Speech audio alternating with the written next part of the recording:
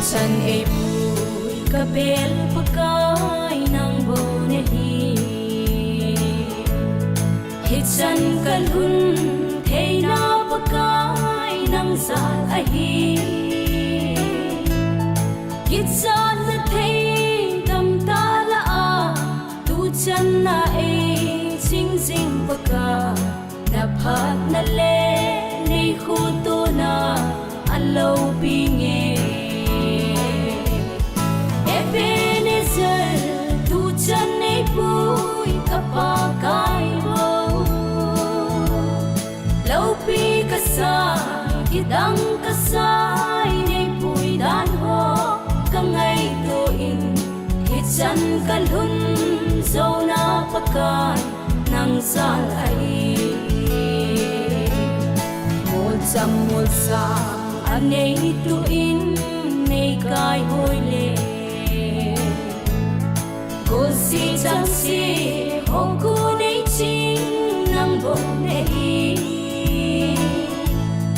Hinantay tam Taho ako Ay ven bika Pagkay ng bo Ay pu'y na ho Akidangin Alow piye Ebenezer Tutsan ay pu'y kapagay mo Laupi kasay Kidang kasay Ay pu'y danho Kangay tuing Hitsan kalhun So napagkay Nang salay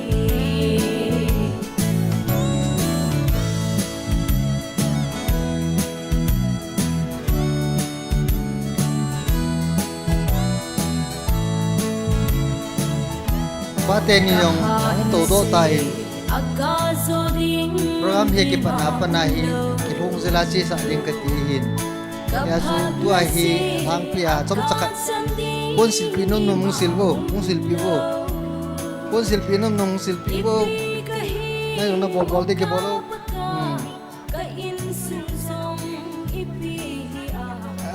phat hi tai diwa kan bol de achu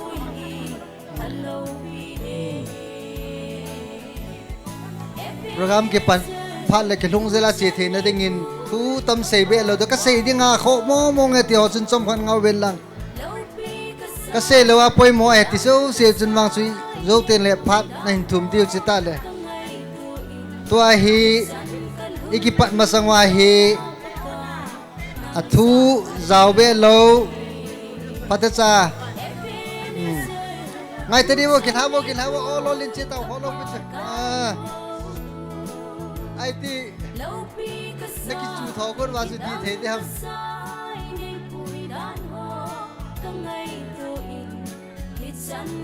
go su je hin tam khat tu mo khan de te ai ki ma yin zo ai tai o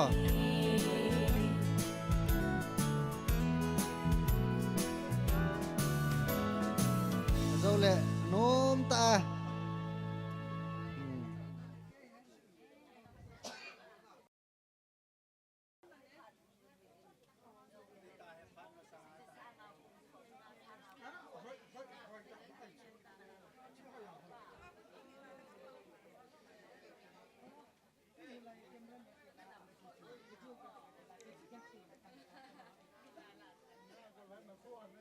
Pasal palang ngong to bo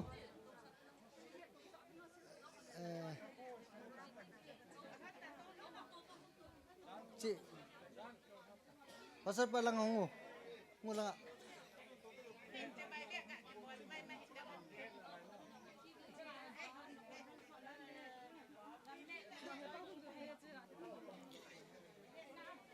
labu he hajo le la chang sep the di koi umam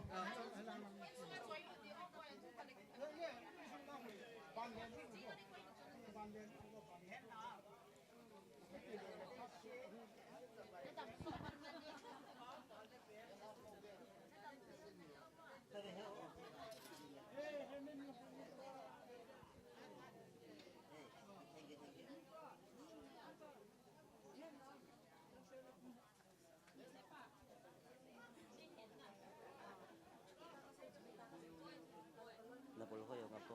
phát này biết pi to lo na kan la ro ta nang chu ngai te di to ngo zo le nang chu ngai te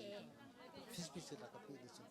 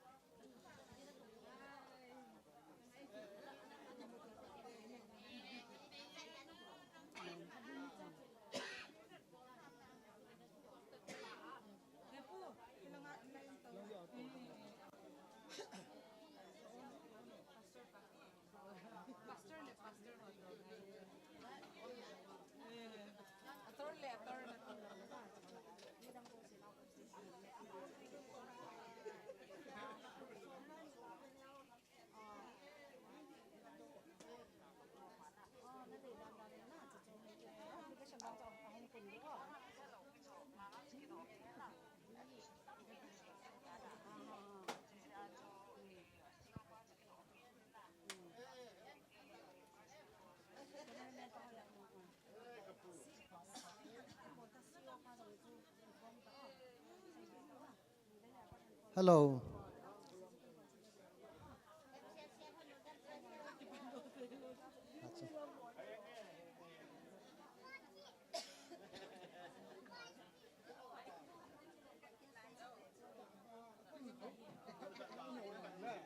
nó cái nụ mì họ nè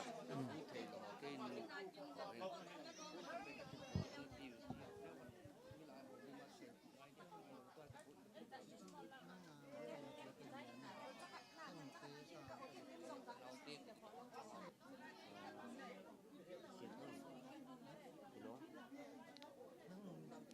nhìn đi nhìn đi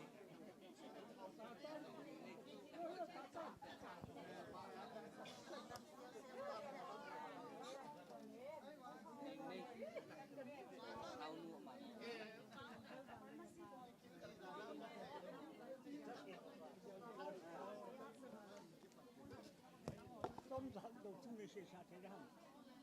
sao hoàng hay luôn tôm thật cái gì luôn hey si ti ti ne ti ne chung na ki lo da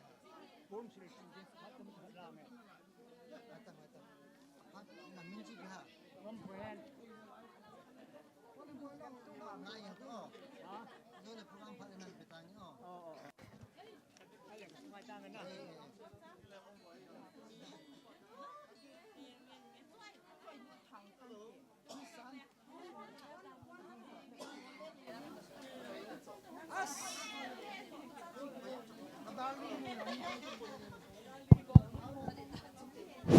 hello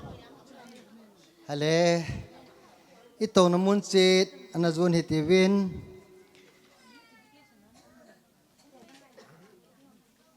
akhat la chang sep thei ding khat be hong po do thei de o ale ke na ki pantai ti ve minute ni thum lang hi phat som chai ga manule ana ki chayo zo le lang la chang na se thi ne de 94 chon si lum gim pomang di ti pa cha phat khat in a tol hawin program ke pat masangin thungai ta in ulana hon kasi banganan bolwin ki pathu ama sa penin kan se hitabang phat ai piwa pau pathin thangwa nai piwin he tuni kumsom nga kichen kal kumsom nga thin na pa jam khujang le nu hoi kutin in ahin mu hon tolona amanin zong kichen kal kumsom nga thin na hi ahin man lon na hin amani hat na zong hitalo mai the pathinin chate man cha a chate ni tabung an gun ho hi ve nai le kipa omin pathin lo pin na ipikir bin tun program na pan hitivin conduct hi kei pa jam phungam kahin kei kai ta in la hobung la somko le li chon sit dungdon gim pomang ti chui sa deu hin sa zo zo le kipa na taw na pastor jam lal aman pathin hing ataw na nei pi di hintin la su i mobile bon chan ding hitivin ana sai tivi getar jong umlo hi jong le lam kai thei ten dan gap kai ten la chang se di chu hoyam ta hilangong se mo la chang chu langong se mo la mai ne nong sa mo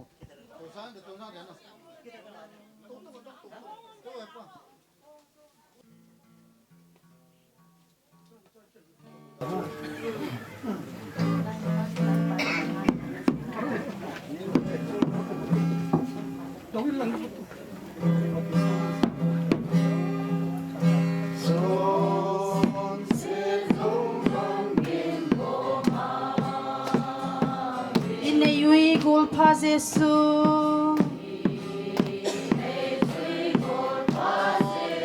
Izaka ipulot thay Diyo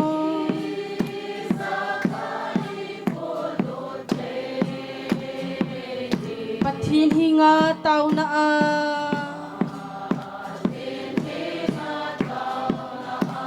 Lungdon lungmomo Jesu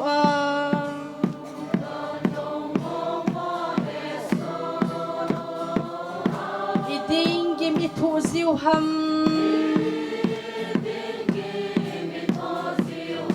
Ihut lau zizi pathin hi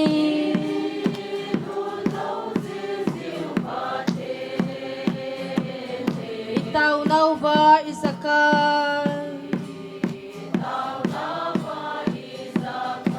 Inayum tunuk le hepna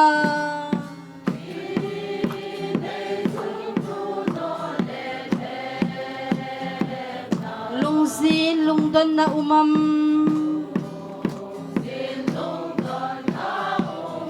Lunghalaw bin umsingote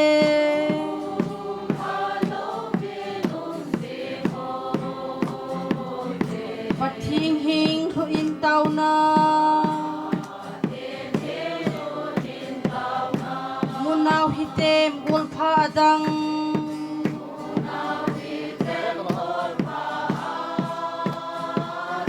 Ay tukwam piagin sa te Tat mo naw Jesu na he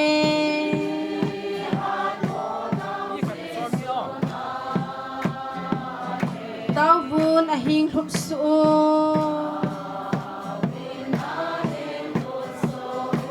Hat mole pugui puihi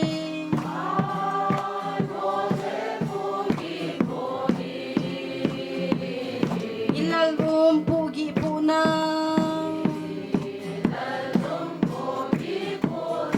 Ibil diu Jesu aumna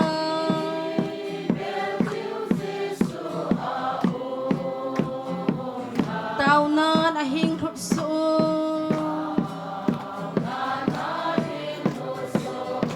Gulin na day mo na payem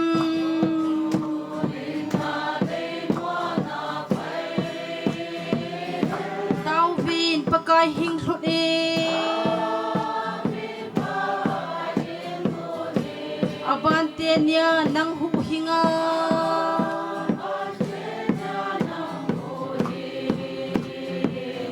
Nang manum sa tading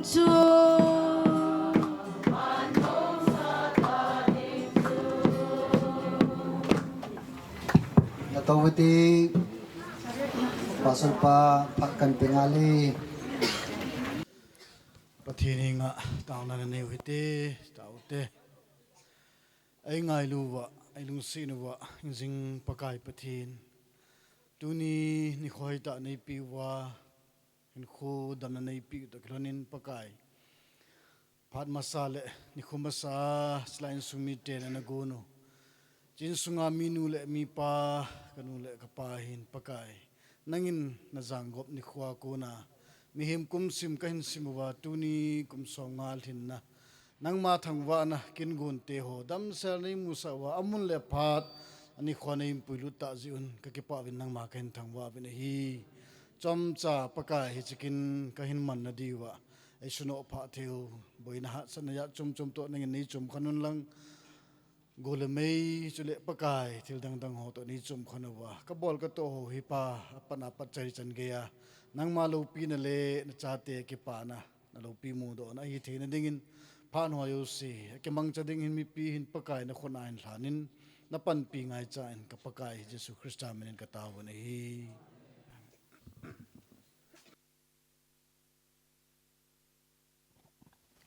Hello. ผลทุพลขัดอินเองก็เตไล่เห็นทุสังกัดสังนีเบะจงเละก็เสยโนเมที่สูปิหอกับพยังสูปิหออมินตาละขัดนี้พอขัดอมินชีเจ้าเตียงและจอนลังเตียงและพัดกันปีดีเห็นตินนังอะเลหิวินลังยามที่อดังจงขัดนี้ก็เสยละไว้เลยตุนีไอก็เสยละไว้เลยพัดกี่เฮลดึงตีอมข้าไอเลยกี่หามานุติที่สุกันเสยเห็นตินลิมนัทุเสดิงินป้าเฮมินทังมากันก็เว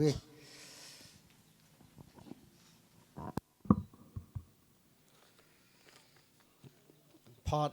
เลยนี่คูฮอตัวนี่คูให้กำลังเทโลได้หิตามตี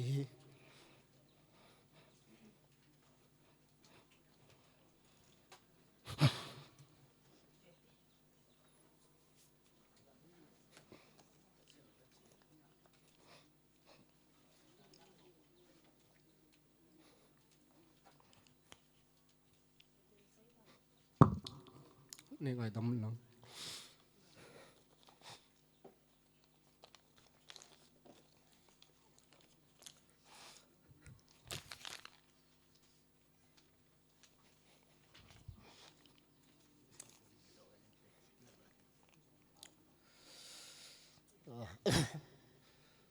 ประเทศพระเทนนะ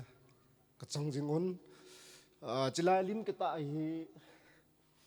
กันนู้นกับปากิจเจนกัน47 years อันลินฮันลินแล้วนะอันนี้กิลักนั่นหลอนใจเห็นฮิจิอาก็เต่าหน้าใจเลย50 years ที่ในเห็นนที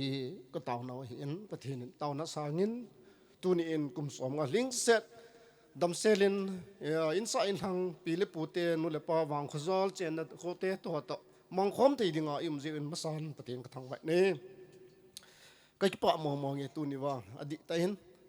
กันนู้นเลยกับปามามิโลถึงตาไอตันกุมสมงาเจนเห็นนะดำเห็นปีประเทศกระทั่งไว้นี่ก็คิดปาจีอาตัวไหน emotional ก็เห็นดิเห็นก็คิดปะมองกันมีตั้มตะ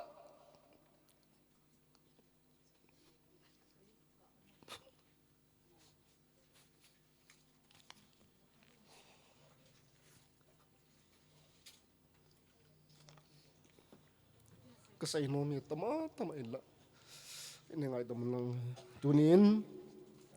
พระจอมจ่าให้กิบันคมเดียวหินกุมสวมงาเจนอาจารย์เตหินบุยปีวะตัวนี้ขวามีปลาและมีนูโลหิงตังหิลนี่ประเทศพัทยบุญจาหินก็ปลาหินโคตรสิมีอันโจเลก็ปูเตลังก็ปลาลุนสันหินโคตรสิมตั้มตาหินใส่นายตินจุดโจมินก็อีตังก็ตินอามาก็ปลาและก็นุยนักกูจันพายพี่ห้องจ่าเตกุบหินจ่าเตกุบละนุ่มไอทุ่มเละปัสสัลทุ่มกะฮิวิน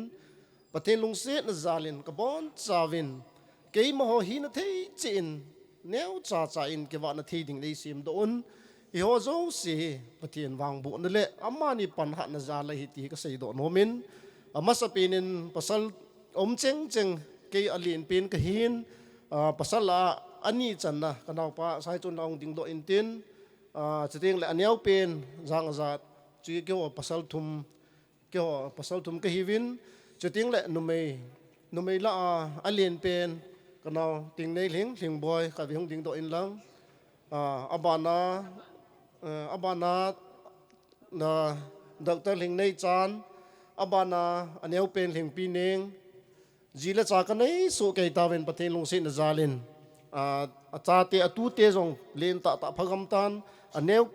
ตู้เตะละเลี้ยงเป็นจงคลาส6 7สิมจงตาวินฮิตบังพาลินิโคไอหินโคเกนที่ตาไอโลไวเลยไอหินโคที่ดิ้งฮิตามที่อามิวเซนเนเกลไลตาฮิตบังตาปะทินลุงเซนนะจาลาตูเนียฮิตจันเกดินมุนหินปุยลุงจะปะทินบุเห็นปะทินนี้พัดโนฮิกใส่จิมองโปวินจุนักกิปันเอาบุ้งเล่นนัมเบอร์94ฮีจอนเซลุงดอนกิมพงมองถึงฮิปิดงากิปันอะไรกิสาหัมตีฮีมิตั้มตาในลุงดอนไม่เที่ยวเห็นna 94 จอนเซลุงดอนกิมพงมองดิ่งตีฮีกับป้าเดินละมองอันนี้อินซูไม่จำเสียละขนาดเศร้าอินอามันอัทุเลลาฮีอันagain ที่ถูกดานหัวปะทีนก็มันกี่ไงดานหัวจู่อันนี้เสียพงสิงลากันนี่จ้ะจุก็เดินจ้ะจ้าเตสิสินตุนียจุก็เห็นเดินเห็นจุดนี้เห็นทีมปีอุ่นลังตัวยังละตุนียกินกวนกิโกงฮีมาสังลาปันอามันอันนี้เดินเป็นจู่กุมสมงาฮี dam selin golden jubilee mu theiding te pathin kom anataw ana se jing cho hi en tu ni in ama ta sa hi alel hetan hi jing jong le mil atu thein lai jin pathin lungsin galin na sa ta na to thein lai jin alum le po in thu ki se ho a hen lai jin ti ting le a memory ha na lai hen masang lai thu dong hoi ta het na lai mim hoi ta het na lai hin cho jo se pathin phat na hen a ki dang mong hen e chon tu lai ge lai la mi hin ko chom dan ho hin ko chi dan ho mi him chom sa mulem hoi ge la hele hitabang din mona hi in sumi te zo sile pathen phat thei bo na ka ki pa mo te ka hin phon do hin tin tu ni a e hung that kom pi ho zo si king le kang nu le pa pi le pu teng le kamin pha lo ho ka hai mi le tam ta om ding hen ka ngai dam ka thum sa penin aji chu kin gun hi kina kong pon Delhi Guwahati Shillong acha te zo si bon cha tu chung kong kisu kim selo ka kim pe ta wa hi kim pe no hen golden jubilee I bol po ingai tu pa ana sei nan sei pa hi I bol di wa hi ama yung ka do di lo he cha te se nila ka kyo wa ita chu kamo gun ji ngoi hen hi chun ka ko hai mi lo tam ta anum ding ka ta sanin ngai aman ang loi la pai ngai ta te wa ko hai yung ka min pha lo yung anum no khamai the in tin zo sin bon chaw ngai dam ka thum sa pen ni sung mi ten hi ji chun tu ni in nei hung that khom pin ho nei um pin ho zo siu akipana pana chai chan num nei that khom pi divin mi pi ho zo si lim na ka hin yen hi ti chu ke man lim na tunga pha chom cha ka hin se hin ten akit la zo ti ngong le ho lim na cha te ho lim tiang la them khat sei no mal hin sei ka tin chan chu tan te la khat ananga hiti win nunga ngai nu akunin tun ama phat na pi ti we Hello. Kaki pa in ba joy la sa thea kom ji in sung mi te ka puti ho chonga ki pa to ka sein jule zan la a tuni la ga sa ni hi zan la ka het pan hi jin de bangin ka hum ki zil man ta boy ka sa khilong le in he thim mai jing bo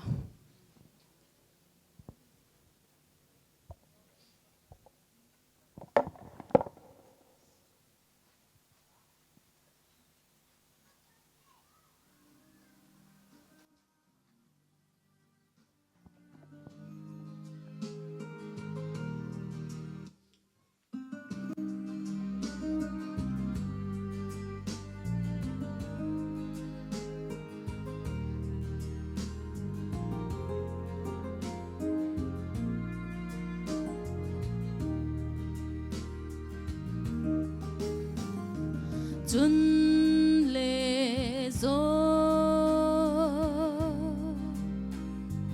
kitchen kal kum som nga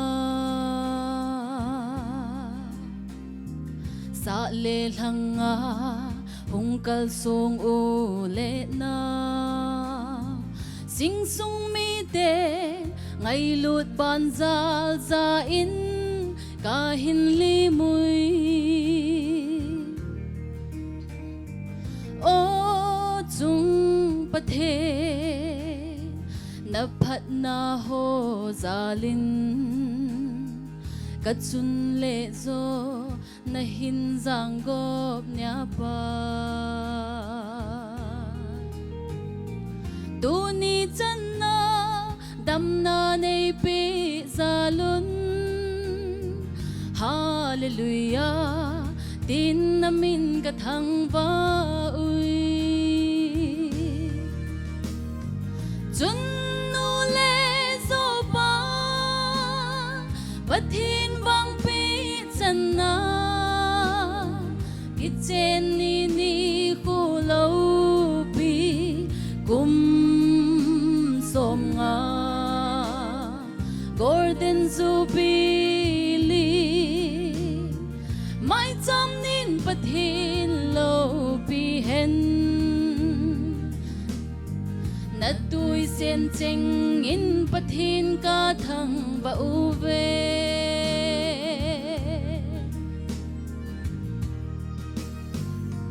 le mi tampi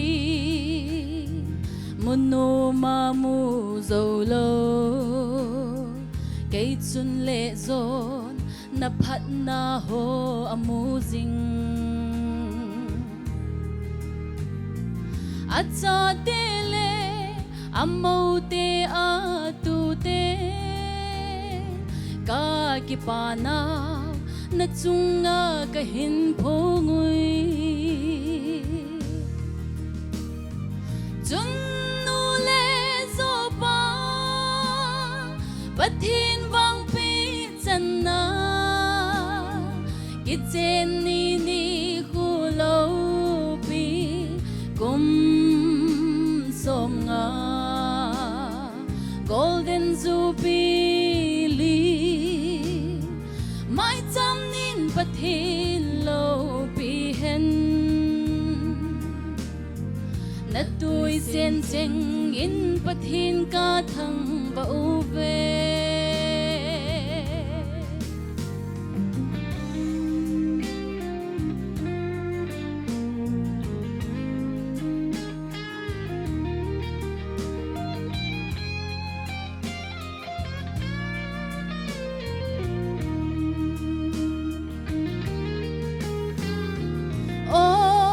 chun le zo nei tau pi nau zalin pei pha ban pha bangin gol nung ka phau ve malam azong pathin pi in sung nom chu hung hi jing jing ta hen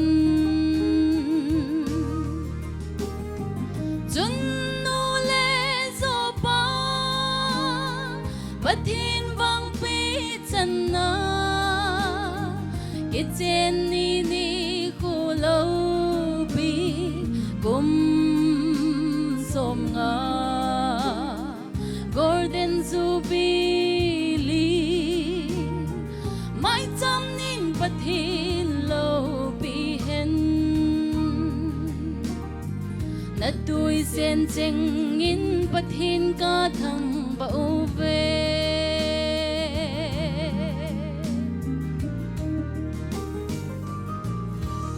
sung mia dingin pathin phat thai bu ta hen ka ki pai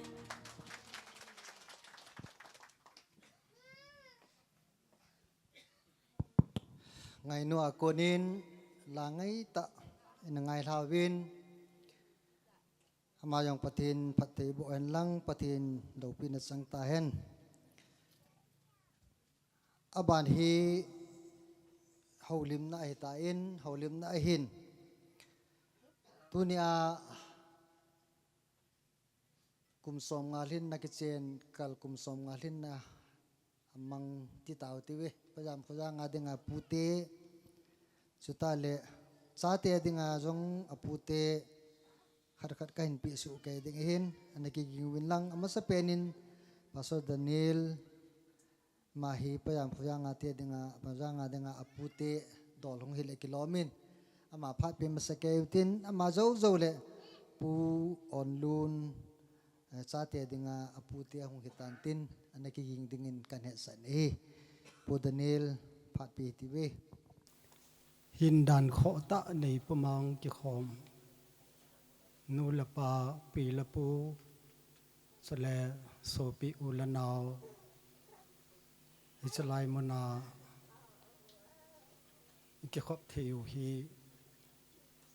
abul uma e hi in abul chu kum som nga thinna a thit neu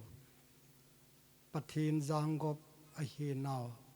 ning lung sela pathin phat thei bu pama achan naw ke pa na mai cham ai lu wa hi le ke pa na thong wa na nei pama ong ke khom hi win hi je chon ka o be se pun nai thim diwa kan sei ding a hi in e pa pu te akiti teng la hin kapa chu ngul pau a hi in kapu chu pau lun a hi in ke pau lun khulam ka hi in a hin la kanadam mo ji in kel dal pha ka hi lai ta in kanadam mo ji in kapa te ka u te ho in adam thei na ding tin Daniel in a sa awi ฮิจิจูกระปางพุทธเด่นอหินละลุนพุลัมอหิกมินตาจูฮิจิจูเห็นเต็นปิดิงาฮิจูกับปากับปูมินกันเสียมตีอาหิเลกันนี้นูจูอามินเนียงขุดลิงอหิอินฮิจิจูกับปาจาลาอาศิลปีสุงกุนเตกะฮีเวตีจุกเสยดอนมขัดนหิอินหินละกะปาขังากะอูเตตีดีตกะอูจามจางกะอูเสยทังกะอูเสยมังปัสสาวลีลังอมบินอามาหอกิกะ relationship จูอากิบุยจับนาวอากิสัมไก่นาวจูเกยมันagungungin kan hein aji chu go lang ling ai luai le mi pi ling jong anaki hi lajin go lang age til tabang khat chu kan he dol khat ka sei ding a hi hi chi hi ipidinga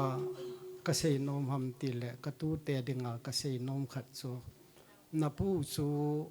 na na za bol win na da lung se na winสเตียงแหละกำแรงมีนี่เอาเมนอดังหัวกูจามจางไอเห็นกูใส่ทางไอเห็นอามานีไอเห็นแหละข้าซิมไอเห็นล้อนินกูใส่สัตว์นูอุปเป็นป่าวกำแรงไอเห็นกูใส่มังจังเฮตูตุนอิละวะเอาเมนอามายังอดัมนัดลายเซนอามังกำแรงมีไอเห็นฮิติจนกำแรงว่าสากับติอุเลปูเตเอ็นพัดเทกิทุมนาเอ็นสงองทะจีวินกปานจงฮิติจนพัดเทอนบุจีเอ็นอหิสุดเองแหละสกัดเทลูเตนีอหิกำแรงโลเตนีกอูเซทังแหละกอูจามจางตัวเนี่ยกินบอลปีเป่าเฮอามานีเฮเลียขัสไม่ทนจีเห็นอปาสิตจันหนินอปูเตกับปากอมาจนอินสุงอาหงจีวินตาวนาหงกิมันสะจีวินพัดเทหงกิบุสะจีวินสักกะมาฮิโลเจจนสังงเขลินปูนไซปีคูปูนทับสาหิยงและอาหงศิลปิจีวินในกันูละกปาโซอากิปาจีฮอนดันโซและอากิตายจีฮอนดันโซกับปูเตกับตูเตนฮิตบังอาเองไงลุนอติติเจงนี่จิจูกามิตตากามูกาซาอินซุงทิลสุอหิเจอาโซกะเซยอหิipidinga hitu ka seham ti a hile tuni change ya apu yong chu le kha thim jong a hi pun mi phal jong a hi poi a hi wanga hi pathina ki ngai mi ta na hi dan a hi in kin kan het pi be se lo a hi mi te yong kin na be se lo alunga dan teng le pathin phat sa hi han ati chu hi jenga a hi hitabang pau chang mang apu pau chu a ta poi hin la tu akhangin ibat na hile itabang so de ham ti pu te hin tu te khula hi kimel chi jinga kibe jinga hi zum la za to yong la ki ja chat hu a ki pa na a to yong le ki pa hu a hi pu te velu dan he asan dan he tu te dinga isana lo pi ai tam hin la lo pi na kati le pathin cha lo pi zo a hin mi him le mi him ke ka a ki sam kai dan ki ti chu nupa tu cha ai lu la pi la pu tu te ke ka a ki sam kai dan hi cho ho chu pathin chu mi him nu la pa jang gop chu a hi nai a hi e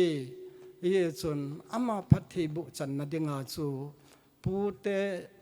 hinga tu te en zabol na api ding pa hi thilo pi ta khana kamu do tu ni in zong tu ni chan gi zong ka ho he na pa nen kan mu do pe nin ka u te in sunga thil su ho hi ibat na le apu to ki lo thimin kamu do len mi te yong kin be se lu mi tong ki khoi be se lu a hi mo na khana ma he le hei te a chu da la jing san jinga te ka u te khat sa hi in ka u sei thangam ta poi ei da la ta ve to te la ka u sei sa ni jong ei da la ta ve tu hin ka bet le ka u ram jang le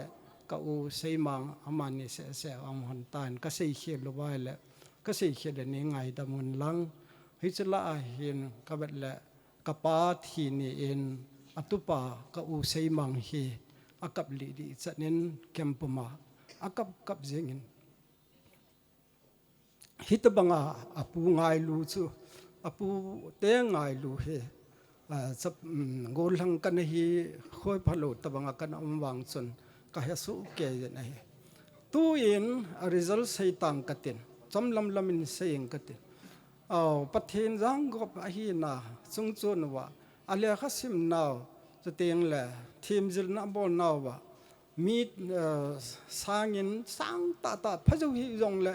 lo thing ta in thewin hi cho hi aban ki na ajenei na wa yang chanu chapa ahing win ahing honin ka u hoi tin ahin ka jam jang ahi in chanu chapa ahing win aban ki na hi chi ka tu te ti di tan tin hi cho ho jo si jong hi amo khat cha am pu win hoi ha ku na akila ta government service khat che ahin na thei che akimu kinubin apa phat za lu le acha khanga aga amu dolu so tuni chan ge hin akilang na hele hi a chu hi cho hoi hi pathin het na le pathin lopi na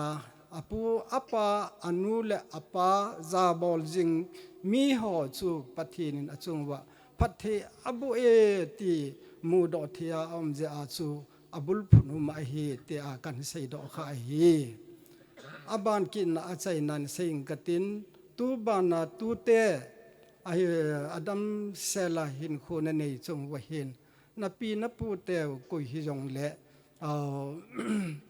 na pi na pu sa dol hi dol amai le za bol win lang chu teng le lung se win ngai lu win chu ti le pathen za la phat thei bo na chan deu a hi tu lai a khang hi ibat na hi le pi la pu ko hiya nu la pa ko hiya tu nu pa tu cha ko hiam ti ke thei ta lo hi la hin khu hi mal jang jung ta banga hi hin khu hi hung nai lam che hung nai lam che tam jap mai tan hiya chu phat khat ting la koi chu koi i hi wam ti ke he thei lo na khang hung lung ki ting a hi hi teng la chun mu ima sang wa mu thim thang khal hung ke he ding a hi ipu pa chon na ki za to na ki lung set na a hello le ki he bol na ho hi hung mang jap ding kamu na hi i chun ka tu te phap khat ama hi chi in sung ke le tu te yong ka ni na hi koi hi apu ka hi wa ko hi atu ka hi wam tiong ka ki he thei gam ta po win a le se thil so yong hi ibet na hi le thu so yong hi iki khan chabai gam ta win chu teng la i thang thla gam ta win bayal dunga kai thang dunga ki mu tu mai lo koi chu koi hi wam tiong a ki he thei ta poi hi cho hi phatata a he thim ding angai je ti chu aba na chai na pe na katu te dam se la ho pathin lung set ma pui na chang ho pathin na su mil lo na deu baba na pu na pi na nu na pao na so pi na naw hi ding dong ngai lut na lung set na pi jing de ti hi tu ni ni kho a thil ki bol na chunga tu te masanga ka sei do no mi chan chui tan te sei khilo ma le ne ngai da min ka ki pa e apinu chung an lang amin pon ngai lun nan pon na silpi so ke na we hi jong le apu pao apinu bol hi nai za len hung ding do lo ni pon chen sil ko fan te hang yen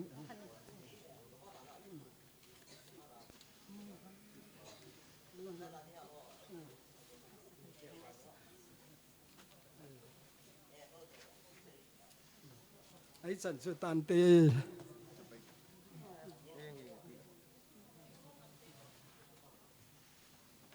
aban na sale divin pu onlun ama pha den ping katin program a min thu za azang nom ho chu za ka se banga chu azo tin la khat kan pi tho tho de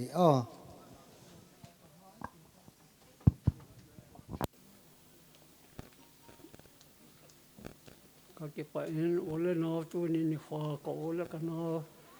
cái nào không cái khom ule nó sao lại nó tu tiêu hỏi này nó bốn sao chung ạ phát triển mình cái bảo thu cần phụ mà sản này tu ni phá nó đừng đi u tiêu phá nó đừng đi phá ni mà phải lăng lại cái hệ đường lâu đi cái in sung đi cái anh ấy bên sau khi nó cái bùi cậu cho họ đừng đi cái mua lại dọn nằm ở bùi giờ cậu cho họ khát chóng thì nó bây giờ tôi nhà cái nhà vào cái bạn nó mới là đường độ khá lâu thu yang trăng khá yang xây khá lâu cái vàng tôi nhà cho vào bùi tiêu họ nó đi ngon cái mình nên chuẩn sợ vô hiền tôi ni program mà cái mình nên chuẩn sợ gì không ý thì áp mình là đường độ khá lâu cái hiền tôi nói nằm mà sang vào đường độ đó nên cuốn nó vợ nó chung vợ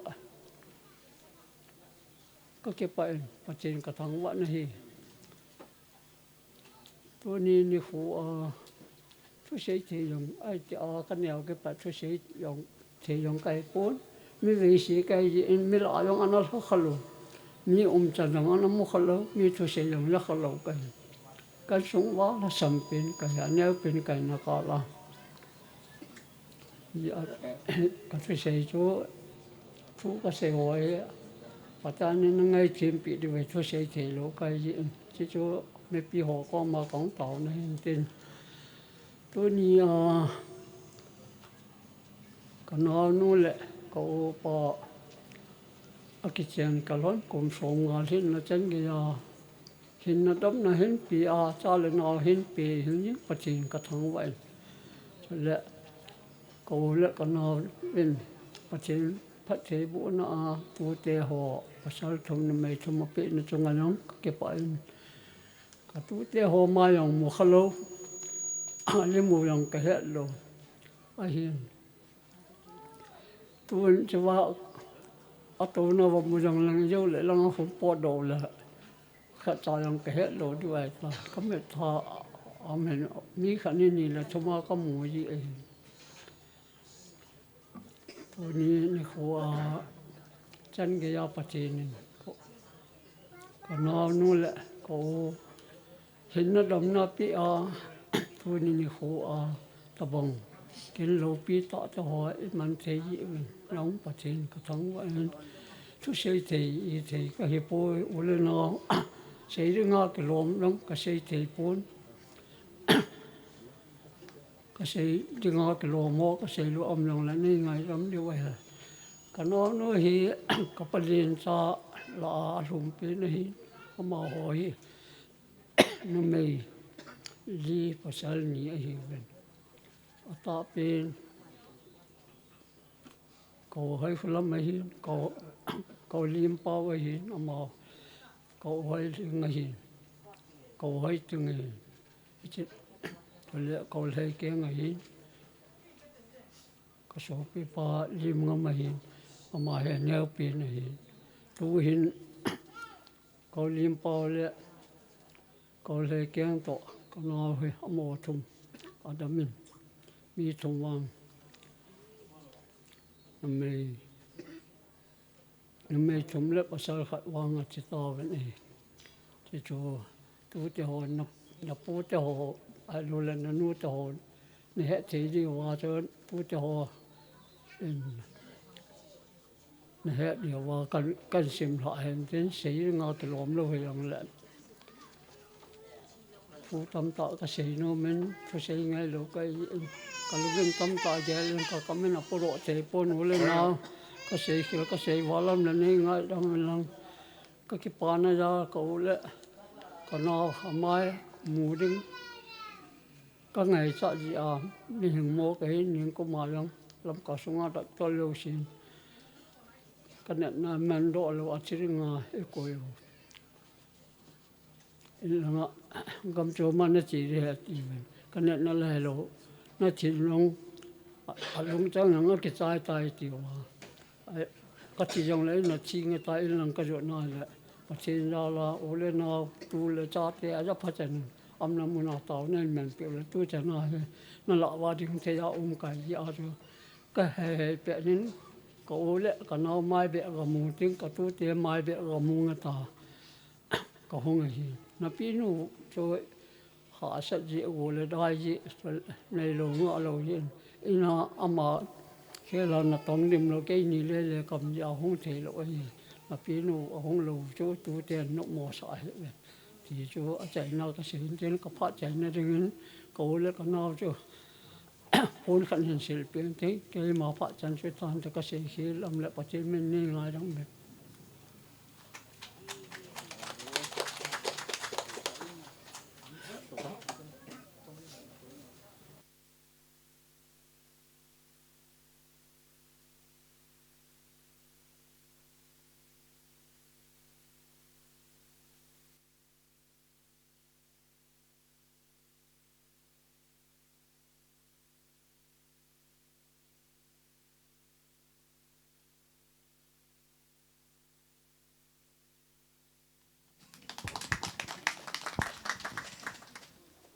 Saatnya aku nin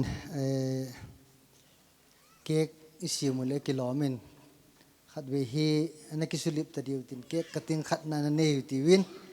sule presentation yang ani num luai le amonin ipi akichen kalhon kumsonga iman nga luai le piam khat be aga sip khom sa leo phadiam katiin ye chun saatnya ho phat kan pi e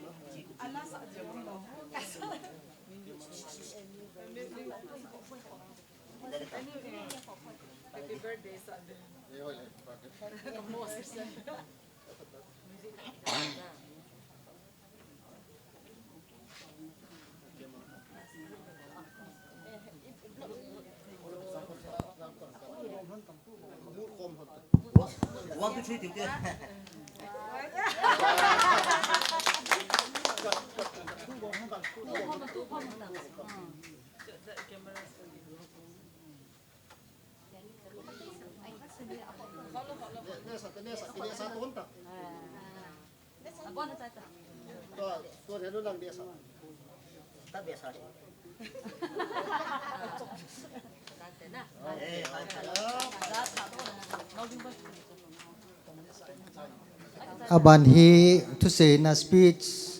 Pastor Lunsat iding hin saatnya kin nakisaya le amanan kila pwedeng kan kobe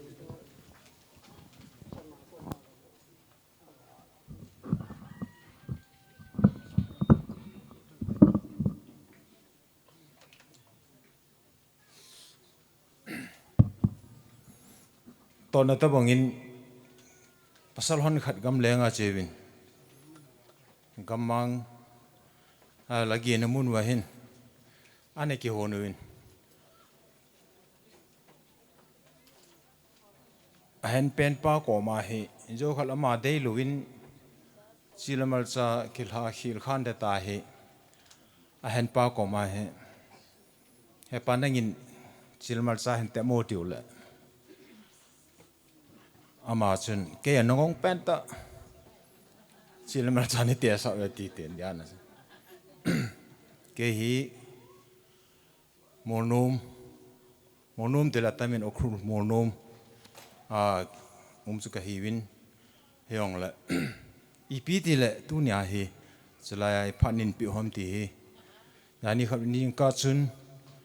cho chon le heminong hanin hepa ita bangkin kanur ka pa chung chang ka go ngwin amonu ma dinga chu athu heading chu nang na hita ti in kanur ka pa ya chu them cha yong ne kham chang ka chang ni yong nong sei de ti chei ye chun ka da thei pon aji chu ain sunga amonu mom te a dinga za nyaw pen ge yong la nyaw mang mo kana chin kana mu kana za so hin kau te ni ki chen ding hin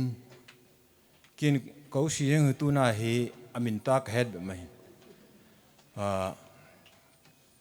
asia ta kan nu te an na ko la ai ta ka he ne ai le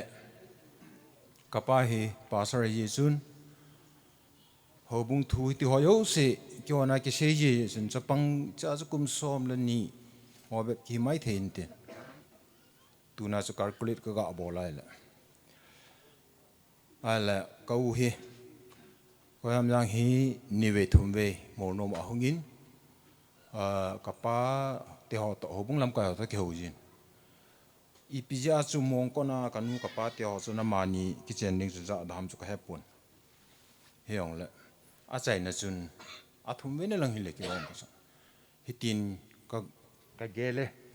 hiti le phadam ti chu kapa ho ta ke ho ho bung lam ka ta ke ho a chai na chun ani kho a phat a hlang ka de pon a kum chu tu na he nu he jing sia chun a chuti le hung thonin lang che lang a hin phate chan ho bungin amul nom le mong kot tha khat i among ko nai thei ta lo le hung thonin ti chun ho bungin bong a than win lo pi ta en marriage su kana bolu hi chi aki bol thei na chui pem ter amol nom ho bung to mong ko ho bung ta sa ti sana yang u cha pin khat ta bong ki ya chu ki phalam lo ba ho bung na bol thei ta sa khan khu do la ma bol thei ya chu an chil ha pi hin hi chun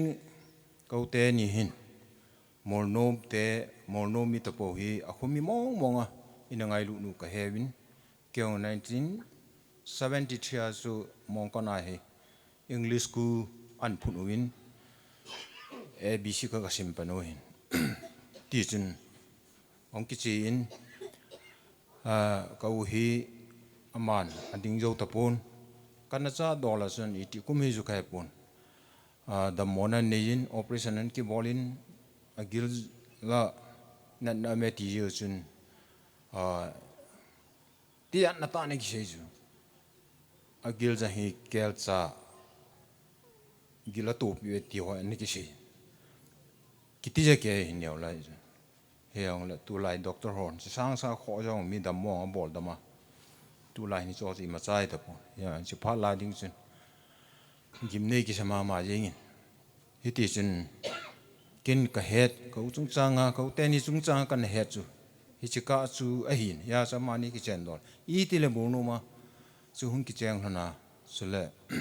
among kon ho bung yang koi ma i ma cha sei lo complain um thei lo hi chi pa chu tu lai ta bong le bau pi bau te ang so thei kyo ho bung nau kyu ki ti thei ama wang hi chi lai neu lai thumang moi wang sun hi chi ho bung te nin ana ge lo ya ka yo si chu adi in ami ki ngai ki cheng ding mo hi ya su mun khanai thei lo ya su sa te e pa te ho pu te ho sun khan khu dol khana chu thei lo de ti wang sun a ki ngai ki lung se ro su a hi di mo ngai le sun dan the nga hai ta bonga kin bol ha pi ding su ho bung kin hi ti su ana lao hi da ni hi chan chu ke her sunin tin neu lai thua yi sun adang akal jong kin ka het ta pon hiong la hi cha kon hin nào te họ ít lại ông chèn hoan lăng hơi lại phát dòng lại kia hình coi mang cổ mình ít lại hình như vậy thì con lút gì héo ai bôi cái ông già đi đâu con xuống kia là con in mun mi đầy lâu nó mun hiểu lắm cái là cái trang tan năng lom lo in mun đầy lâu ai ta nó mới cái là in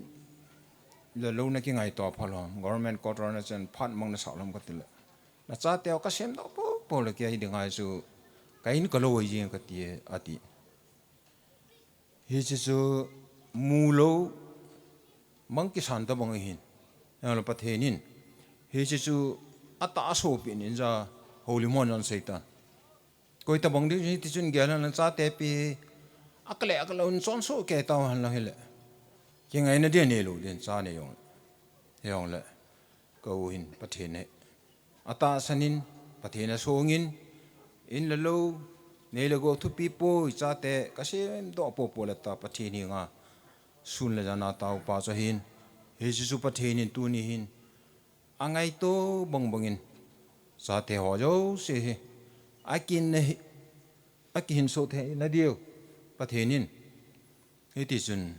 chân vô peso cái in hi cho yo se hi cha te no thip na hi pon tin na nu na pan pathen ko ma na thum do pi wa hi ti na su me lo di wa hi so le dunia su ke hon long chun pon sil che enjoy kan choi wa hi ke ni ka hin so le apa thang upa khup thang so le apalun te hin ka ngowin hitia hi phat man sunga hi khatdam ka tiu la inja angamin kondak pan phat kan no chal de ti jen akipi do taw ka tin kan pi wa hitan mabana jong ko te ni hin sei bangin sa de in sa te hon molnom te akitila sun hoi lai mun hiong le amo yong hin sa te ho hin e ngai lu jing we ti he ke se ka ti he pon he chala pathang hin ko hin sa te no e ngai lu so ke win thing boy di yong he ke wang sun lang langa apa so thang weng langa e pi ka ngai tu ji win in mun ki ne ye chun ke hin ka kom le chi ding kan ngul ti thing boy phone ka bol tho ji kin ka bol teng le phatasa chan e ho pi jin so yo se hi ke nei ngai lut nau se pon ten pathen jong na za bol nau hin tin pathenin wang e bo ying ta na de in ka te ni yong pathenin hin na dam nang pen tin no khanga ban ki te yong le in le lo han lang hau na yong pathenin na pe taw han ti chu mol no ma ipidinga ka te ni hung ki gom ham among kol lang ma ni thu sim chu ka he pon kin ai la ka te ni hung jin it is in pa te ho to praman go win ni ve thum ve ke ho zo hin na chai na chun it is in an chil ha in neo mong mo ka he chun ho bung in bong khat an thanin ho bung pum pin sa la la nga yong ke kho min tin kana ne win ai lo la ji go wa chu pathasan kam na bol we ti ka kan sein te ka ke pa e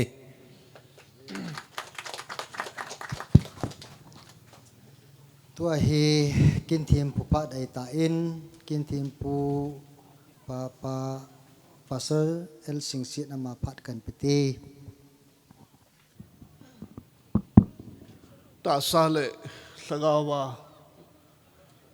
ngai lut le zaum ta pa zam khang chu le nu hoi khutin amani zalin masapenin hat chung nung pathin thangwa na peutin chu ting le damsela kum som nga chan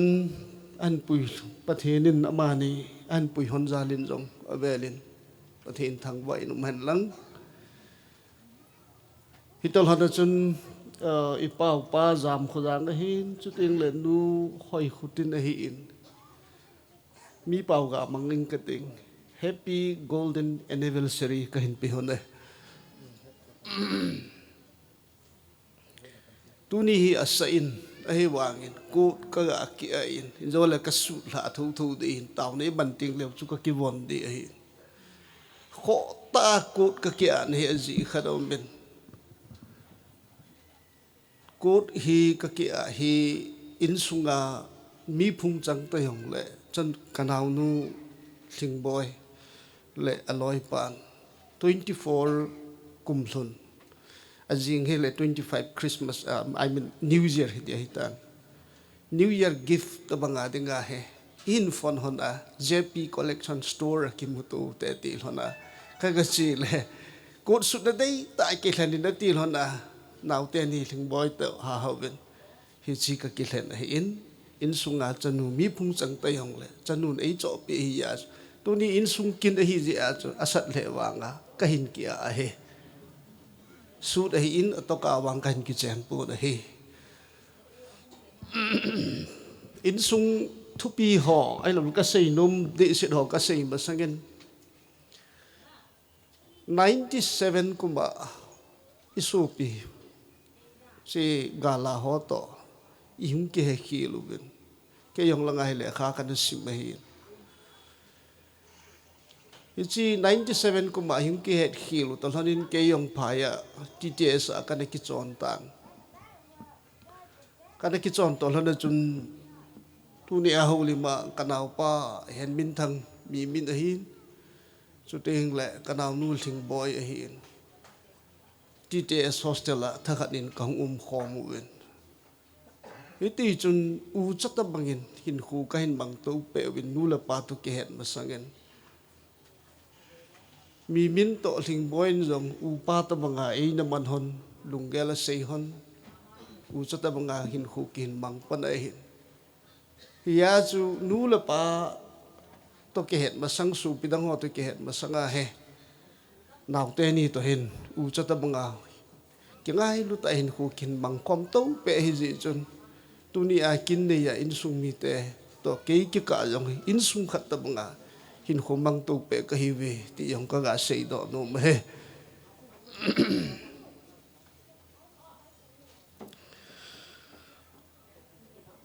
pathin le ka bu thing khat ga sim do in ka ting pate na ngai hon to he no he pa na ya thi hon da chen na nang ni ngai no ta kan sim pi hon de pathin thu na ngai yu te khat se sangin mini aphazoi net na ya thi da chen na he pa khat se sangin mini aphazoi aji chu mini akithu theje na ja na me pa khat zo sang thul hon zong le khatin aphong ding theje na mi khat se wang chu thutale aphong ding ding aum tapui adapting mini lum khom a lum asa thei a hin na chang sia iti lum na sa diu ham di nam he pa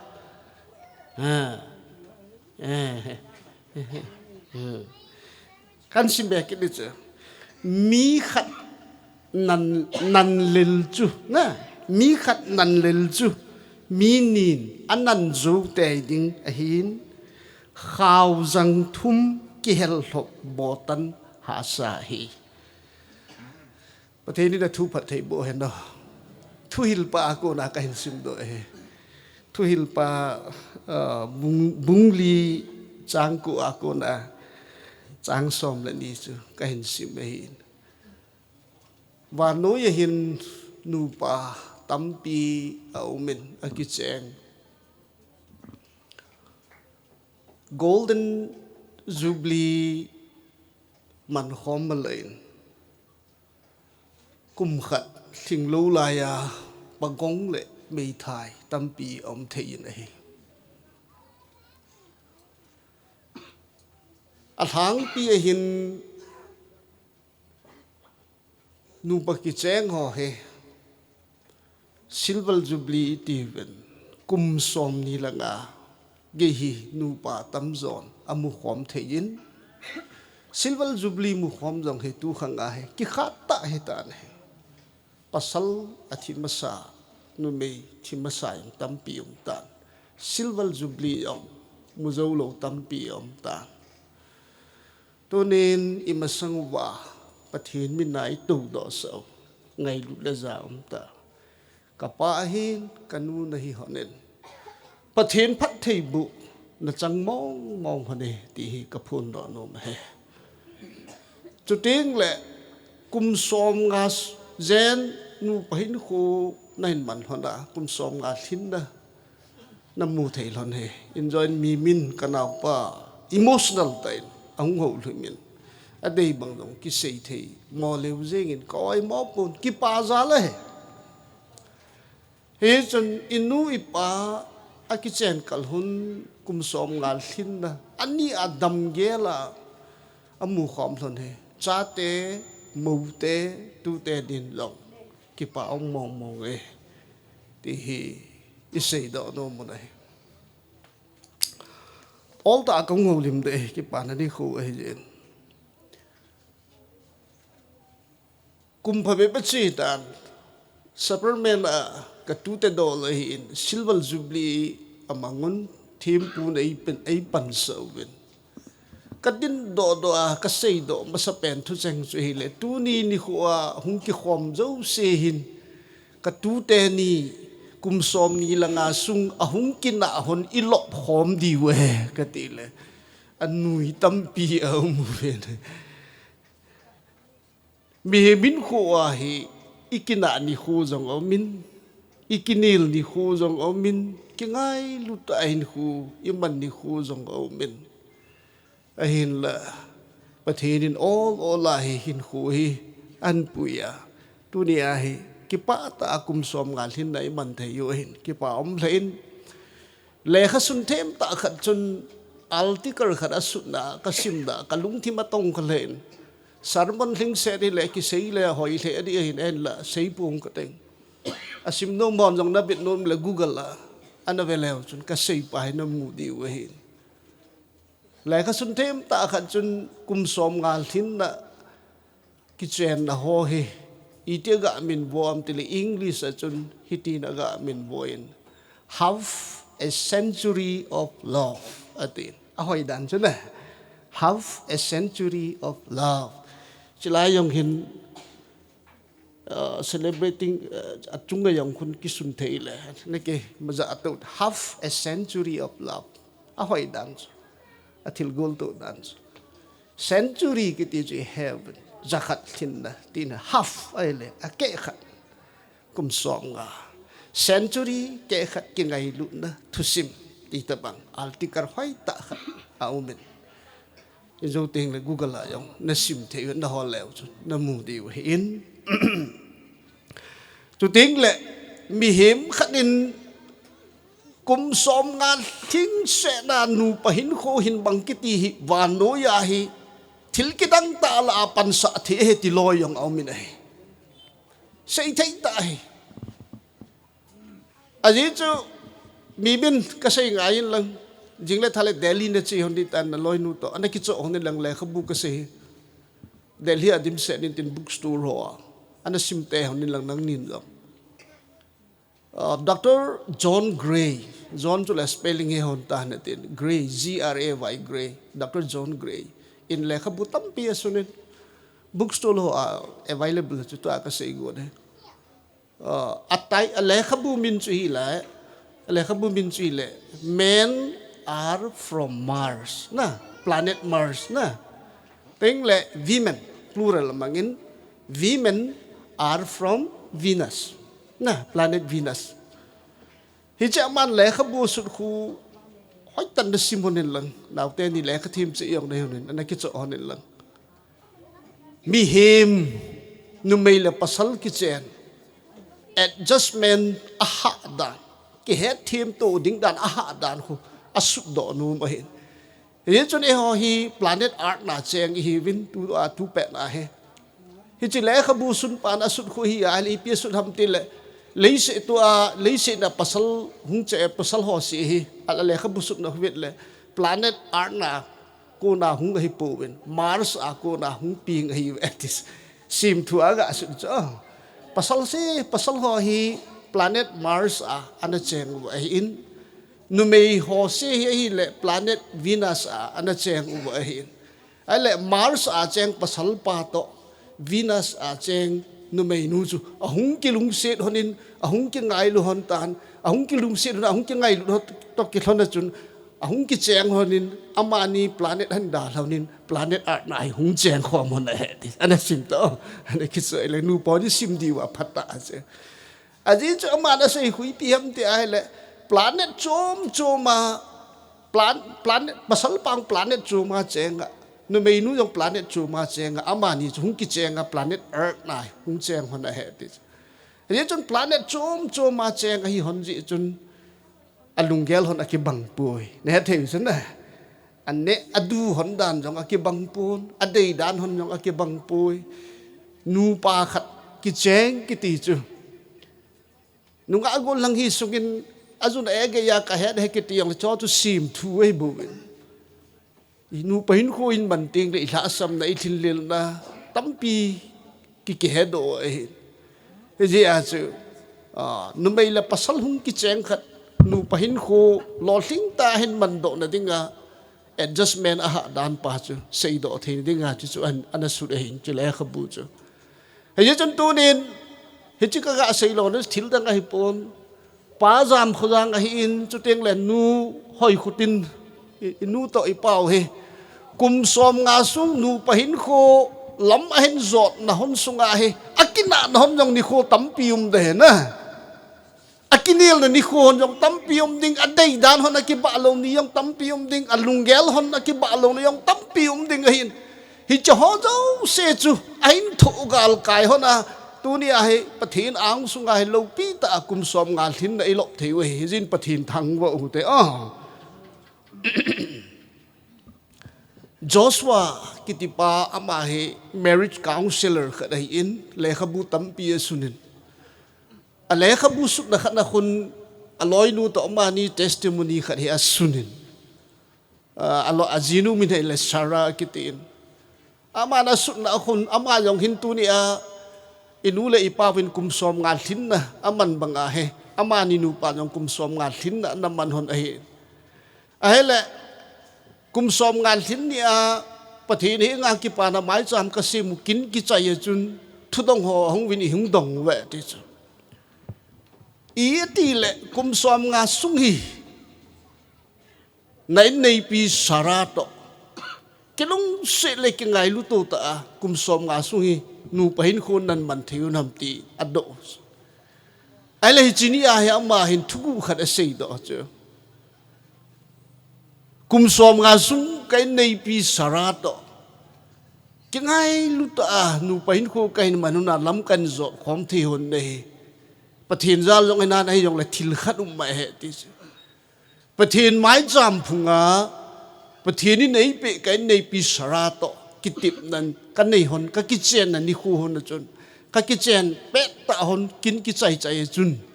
ka jinu pa hong e ti sara pa hongin na kabil ko len all chakhat in thu khat hung se it is ji pm tel english as it is say something nice to Sarah every day ni se le jing nong tho akon na le lu phla kit kain nai nei pi Sarah ki pa na ding thu chang khat be ni se le khat sei ji na ti ne thei su na Hijisu ken rong pathin mai cham phunga kabil ko la all chakna ka kitchen ni ko na ei ki sei pe e chon kalung thima ka kitchenin a jing ni ko akonin zal khuna ko na ka hung tho do akonin kai nei pi ko ma akipa na ding khat be chu hit ai kum som nga su ka hin sei pe e thi chna he chi pa chun ke ni nu pa kai na so ta in ki ngai lu na lampi asim do e thi chna ya chu tu ni a jong hi ka payam khojang jong hi interview ki bol thei len phadi interview tu le bol thei ta he ben ye chan ama ni nu te ji yong hi nu le pau yong hi lam a hin zot khom la na he i sei bang ba chun kin da na ki de la tam pi yong hum ding ka hin yong le cho dau se chan thu gal kai hon a hin tu ni hin ABC la a C a thum chan a ko din thu cheng sigi ka sei do no min chom cha chan me min khu a nu pa hin khu lol hin thi da tu ni a kum som ngal thin na ilok thei wi a khat na jun le kha su no da su na man commitment a ti chu nu pa khat hung ki chen ting le pathin ang le mi pi anga mai jam phunga kitip da an nei hon tol hon da hi chi commitment ikipi tu na ni khu ikitip na ni khu mi hem tam pi nu pa tam pin chu asu mi le na nu pa tam pin lam kim jong phalo la ya hi chi commitment hi ki sumil ji e hin nu pa hin kho kum som nga jen lo ling ta mang do thi ho he het gil nei hon an khul na wa ama sapen ta som nga sung kum som nga lo ling ta nu pa hin kho man thei naw khat na piu chei le kitip na an nei pau tu cha na kita ta hin khu nei pau commitment pa hi a hi ati wi nei ani na in communication ati win me min khu a hi wi na he le khat le khat ki ngai lu ta ki ho lim tu chu ting le lungel sei khom chu ting le dei dan ngai dan sei khom pa hen ki ngai lu nat pasal le no me ka lampi tampi asim do thein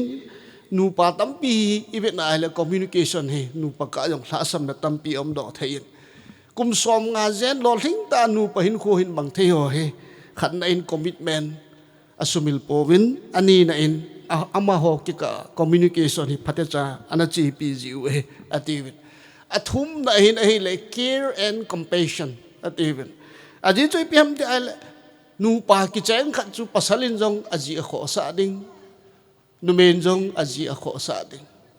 khat le khat care ki bol to ding ki kho sa to ding ki zen to ding and compassion ki ngai luta ki zen to ki sa to na tu lai nu pa tampi ve na le care and compassion he nu pa kain thasam tampi om thein tu nia hi chi ka sei lain tu na om ta hin amin ho ga sei da tang ka ting ai nei pu hi bp stroke paralyze ai tan alang chi ai tan kum thumi ai nei pi hin azen ai tan ai le ni khat hi pastor nu to ka ga vil honin taw no yong ka man pi taw na ka man zo win kan nu chu ka dongin pasal pa chu paralyze ai bp stroke ai in ai le kan nu ko mo chun ka dongin he no ka pa hi na jen chimam ka ti le ka jen chin hi be ama aha lain thasam le helin in chen lu chen a bol do in sum le pa hin lang ne le cha hi jong le thing se din num ta ai na wa hi in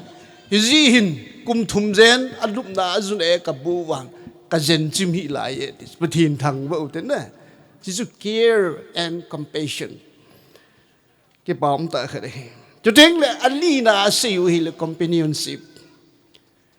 pasalin jong izi nu mei chu igul pha pe na nei ding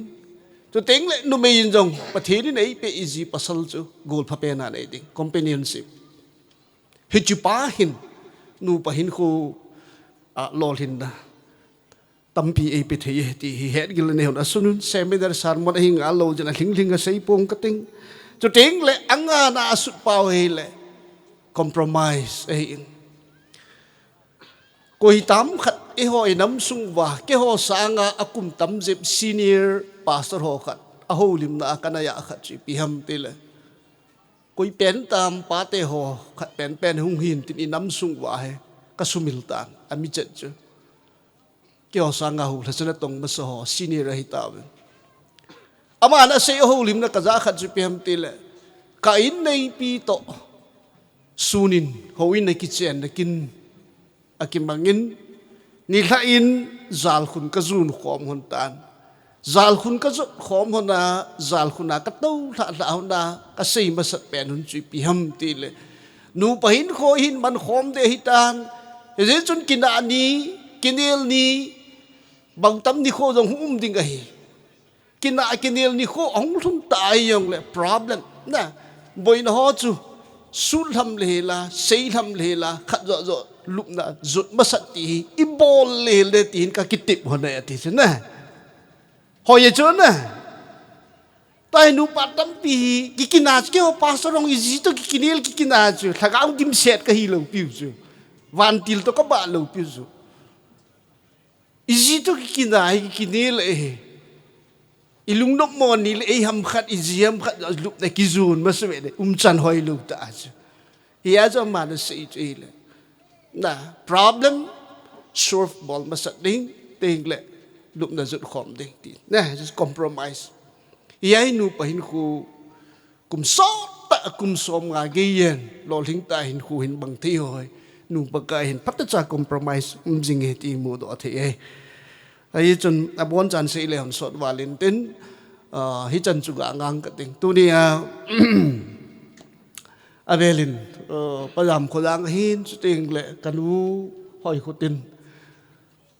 nu pa hin khu ka pa jong akita in kanu jong akita in nakita na hon pa hin tu ni ai kum som nga lo pita ilok thei u he hi chun tun jong tu le mel jong nam hon tan enjoy mi minin nào te ho an din sa chun na ji te na din sa hin ka lung ka hi kan ka din sa de mi min ji ni hung ding te ho ya na bang ji alien pen pa ji nu jan nan din sa di chu me hoi ta nang ding ob ba khat we na ji nu ga din sa te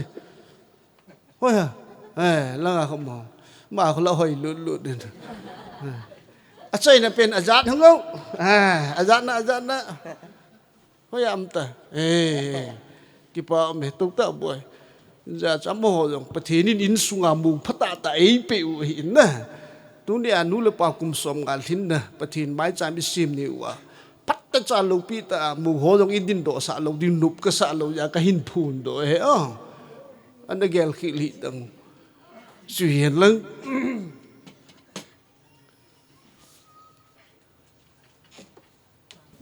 tu ni kum som ngal thin na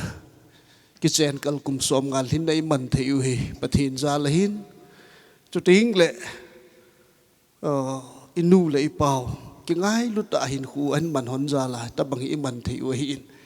je chun taw na pathini nga inei di kun win ngai lu thu ka hin sim do no min he pathin thu ananga yu te ngai lu nan athu hat jingin he zong a he pin a thang sipun aki thang at pun akilit sa pui a lam lovin a chon pun ama chang phat chum na a hol pun a lung hang bai pun thil phalu zat a mel chi pui thil di lowa akipa ji pun thudi akipa pi ji e imazo sia athu hanin imazo sia ata asanin imazo sia kinemin izakaya athu tuntune ngai lunan beiti nei punte patheni na thu isim naw phathei bu hen lang e hozo si te khelin kin taw nei nei kute taw te ngai lun le zana adim hing jing ka pau the da pathen na lacha singlel halo lasam ta hi jong leng na lacha hi na in na lal to na ang sung ka hin nai lu din ta sa le lagawa ka ngai lu chule amanin jong ai ngai lu ka nu le ka pa sunga he khut ka nga ma de hi nga ka hung taw hi pakai dang ba thu tep dung zuin amanin zong anu apa atha kangel honin ti khat phe khat bu khatin hin khu hin mang honin mi him ten kum le la kasim dol win ti khat phe khat bu khata hin khu hin man kal hon tu ni ni khu hi kum som nga thin na hitan kum som nga sum hin pui hoya ka pathenu nang na hi ji nang ba ka thang wa win he pakai kum som nga sung lam ahin zot khom hon na pakai ala sit ni hun akina ni hun akinel ni hun chu teng le pakai lungel gi ta hin khu man na ni khu hon jong tampi u min tin gen thei ha sat na tampi nang ma min ha ahin palgal kai hon zala tu ni a he kum som nga sung na pu nu pa lo thi ta hin khu man theu hin ti ka he ji nang ma ka thang bo na he pakai nang in kanu le ka pa na phat thei bu na pakai sa te ho za lin jong nang ma ka thang bo we sa te si jong pakai nang ma thu te bangin mi pi li ta hi chi un ki ang tu pi nei chi ta bin hi ji jong nang ma ka thang bo de he hi ta banga ta sa nu pa hin khu lo li ta aman do the hun na in chen lo pi ta sim do the hun nei nanga ku ni hi ji nang ma ka thang bo de he pakai tun jong kapa hi kan du hi amalam hin khu hunai pakai hin khu kum le tha ni le tha ni khu izat ani hon na la hem hin khu hin dang ba khu na ma hi pakai lung se tin ki ho de chu hi le sat zo hun te hi hen lang ha zo hun te hi yong le pakai nang in kan nu ka pau hi hin khu so de hin pin lang pakai le se hin khu chom sa ka nei sungu ba hi cha te tu te mu te to ki ngai lu ta sa jong kain khom bua na leng na jong ka to khom zo thein de win kanu ka pa ho nang in wang hin bua dam da hin pidinga da hi nga ka ta bu he pakai tu ni a in sunga mi nu mi pan kum som nga thing set nu pa hin khu en man don na nga ki pa thu ka sei bang ben cha te ho jong pasal thum mu vin am ho jong siu nang in phat thein bo in lang nu le pa banga he naw te sin jong le si hin khom na lai na le nu pa hin khu so ta man khom thin di win naw te si jong ka taw pe tu nia kum som nga zen ka nu ka pa nangin dahin pui gal kai ki pa thu sei na nang sunga ki lai na thil to ka hin bol hui nang ma lung lai ne hen lang ka nu ka pa di win jong pakai dam the da hung hi ding in na khut thi ga kain thang to win he lo pi na zo si nang ma hung changin hi chi in sung hi ka ma kho jong pakai laga win ei kai hui jing win tia jesu christ amina na hi nga ka ta vu hi amen dam se hono he pa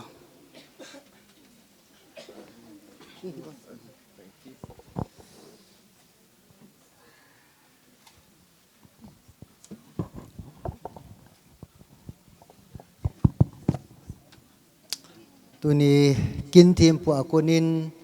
pathi hinga taw pi na le haulim na ngai la tawin tu na ban ana si tiwin abana hi la khat nangai ki tiwin ngai nu in la khat in sa pi ki win tin lain sa zo zo teng le haulim na phat in sung mi te haulim na phat na pe ki tiwin haulim na hi ama sa pe na hi tu ni a kin nei pa tiute kapayam phujangin sangkhat changni asei thi omai le aman hin panintin aban chu in sung mi hon ain lo tha di hintin abana bana ta chu hung ke tol di hintin hi chu ka a sa ma sa hintin tun la sadingin ngai no phat pe tai nge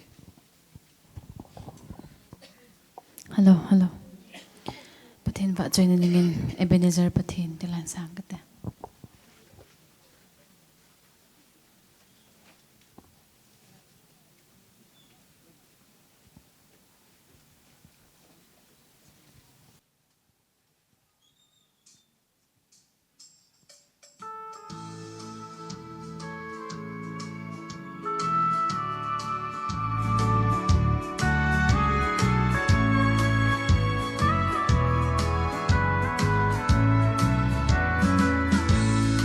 tu chân ai bùi lim băng cà phê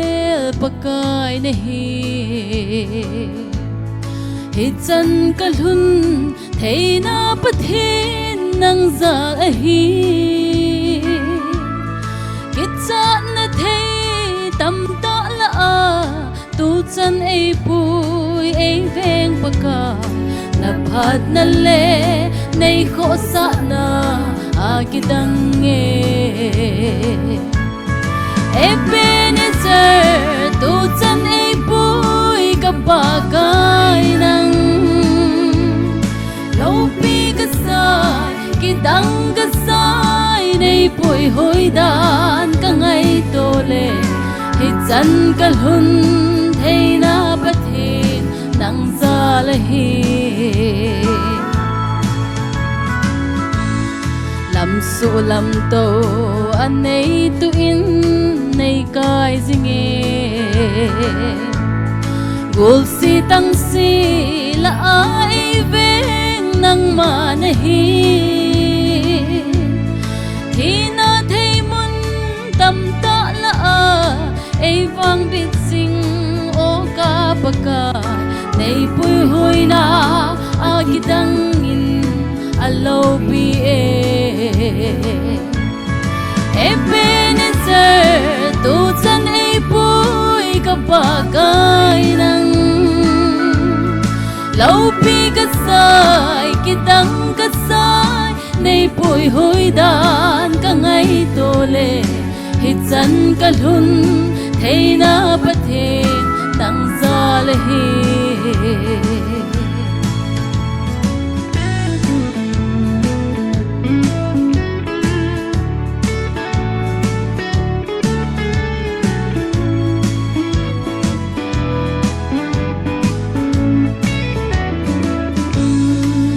Mahat na kalhun dâu ding ima umlo Kay phat vanga katsan dâu ding ima umlo Ipi kahim o kapakay ka in sung zong ima hilo Hitsan san na nay puy huy hi akitang Ebenezer Tutan ay buhay kabagay ng Laupi kasay Kitang kasay Nay buhay hoydan Kangay tole Hitsan kalhun Thay napatin Nang zalahin Ebenezer Tutan ay buhay kabagay ng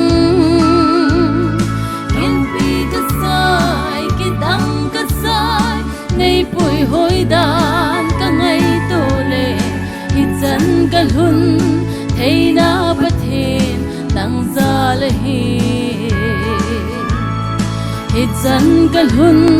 Thay napatin Nang zalahin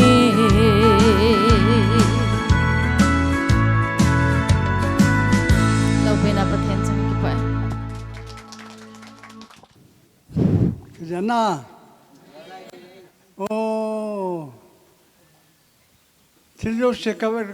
le pathen lopi na kamuro se pathen lopi han. Tu na ki bole adi sana ke ni no patu kum tang he. Kum som na lung lai sala hong ke al kai he. Ya mitir hode dang dang he pot. Ni lo la yo sen dang ni te lo kum som na valjal.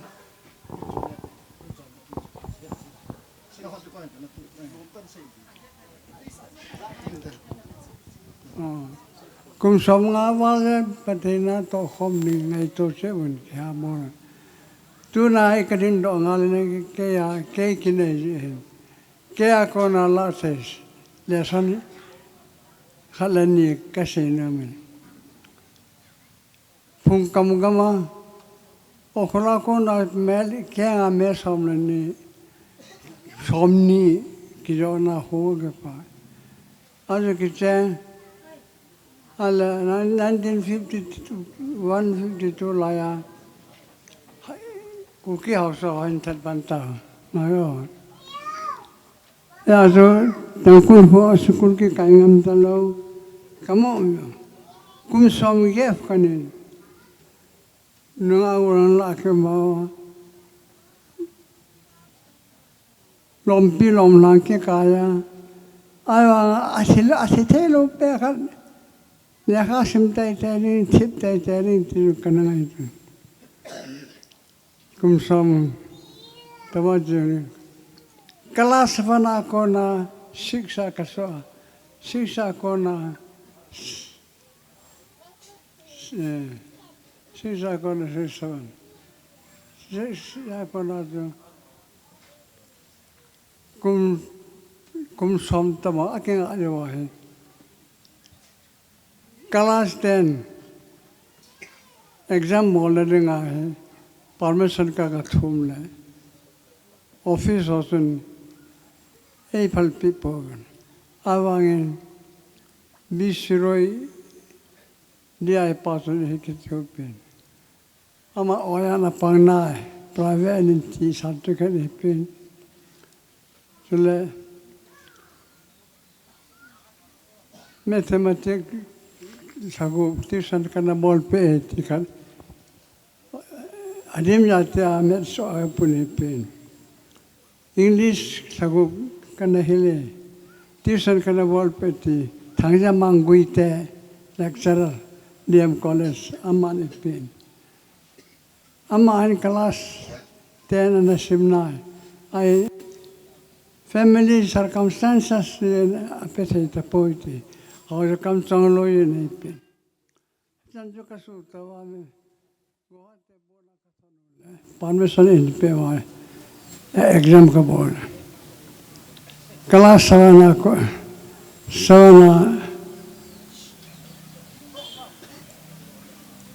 सवान का book permission इन पे भी एग्जाम का बोल होला second division का पास हुआ तो शुक्र का लोग पास हो सेकेंड डिवीजन का पास हो इपी हम जिले लोग हल्ला है ला कतब खर्चुक कराई कतब Assam BA Conserving 1970 74 commune BA final kapian. Angki pol hongking pasian. Jiutun angkot sepo high school oyan private kapangan. Nulu tain kahilan. Cooperative inspector in tere hong panen kakatelle. Apa ini kahen. Mimpi to fel raja yang kau itu kau fel hiban. Tiada sih takkan orang tu lah. Siapa akan kau jika naya, siapa akan kau he. Sumpah orang kita bangin yo sena, long emin salong atame. Ahin kalau ni poi. Nakala sumpah kalan siapa orang kasih. Nakala kasakini. Tato kum sakit kau kipe yola. Angger yul so kaya yun. Sen akam kamana to anan kimungwena le. Kasung ong tai. Ta kasung ong tana amawane iboy piwa tai. Dunia ke tang ke tamjo sinong. Kata ne boy pi ta ke kepain. Tate ho zalin patin katang wain. Tate ho anu apa ahead you asung waki pan patin tangwa unu. Itan tu sengi atang sungkat.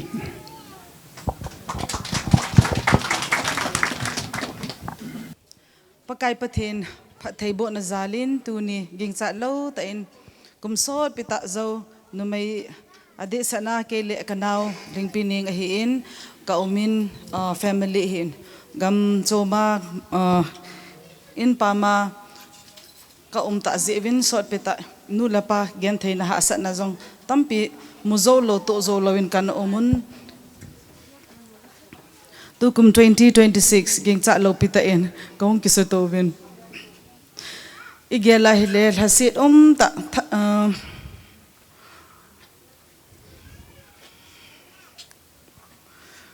kapah hidam sel han lang hile thanop pa umin kanuwang pathin zalin aha na laizin ama phazong ka phazo ze nai hi win aha dan afel dan hi kapah hi mili pa hi in ihong lun ka na che wale khasima ka na wa in ka hong thon masang wa pa na bus station apa na ineng alam pilong ke ya hong haulim thei a khut hin vai thei mi pa hi in tu chunga ka hong dano hi kapazong ata sa alasame ti thu okizatan ipi hi lekhat ve gaza phadu te ta ka hong lehin hitabang program hong ki gongin chi hozo se gon tu sa pa pathen ka thang va e kanula ka pa hi kapan ka unjong na seitan ka uminin banin kapa injong gen the na hasa na tampi na seitan dunia hi kapahin insung hi ei vai po uhin kandu hi azi hi jong le chapang dona ahin dona hin aha chapang be se ji jong lo hin kapahi over controlling khat na ama sei bo bo di te khat an hi in kanun jong gen thei tampi na to ni pije ham tele kapa chu ama khanga ding in educated be se a chu kanu chu asit le ke ho ei set le hi di kha cha nu men hi jong le ke pa ta chu tu ni anniversary ka ga se nom chu henge mi pa henan aphat na tam pi i se ve pa zala pathenen phat thei ei bo wa neucha cha hi jong la pathen zala ka hin na khamu ki lo thei dinga pathen ei pi ta ki hlona kapa se helovin kanu thip chet kholai leng lo na kapa cha na ta kha men kapa hi la sei so ke kanu hi sei zo lo kha da hi in lungning ta ka neu lai ka gen thei pe chaw han lang ka dam mo ve sit pe cha hi jong le lungling law lo wa ai lo le lung neo lo cho kanu hi a paw lo wanga hi very resilient na adjustable to le minute hoi ta hi ni se kania wa pa na kanu chan hi hung ki mu a he le ke hodinga zong ki til khau na sata na umin tu chana zong ka zine na wa zong mi na chu inu to hung ki to hitan mi nu a hung pan pha chun hi zong le hla sam nam zong le inu hin dan in va tenga he le kizil do na tam pi zin la pathen ka thang va in abana kapa rol zong hin la na ding ni kho zong zin ta ka gela hi le hi ji in sung se he lovin mi in sung che anu apa rol copy bolding da ne lo le ain sunga trade na good trade api do ding dan ho chu e ho mi nu mi pa in inu ipa te khanga ko na in mu che ke ho in sunga thil tha zong a hi in je hin kanu zong paulo cha hi zong le thu hat na nei ta gen the na ha sa na la kapa zong adamo na azan na ke ho ka gen thei lai ta wa zong kanu in gu thima thu ha ta pangzinga negative kiti alho a koi lo he kanu hen very very positive mind chu chung hi zong le jingle hong ki khial ta ti khan hi kanun ahin pom zingin hi chu chun kapa zong hi ahin support to pe he kapa hi kanu lo hele ami hi na personality hi lang wala leng mang di tabanga he na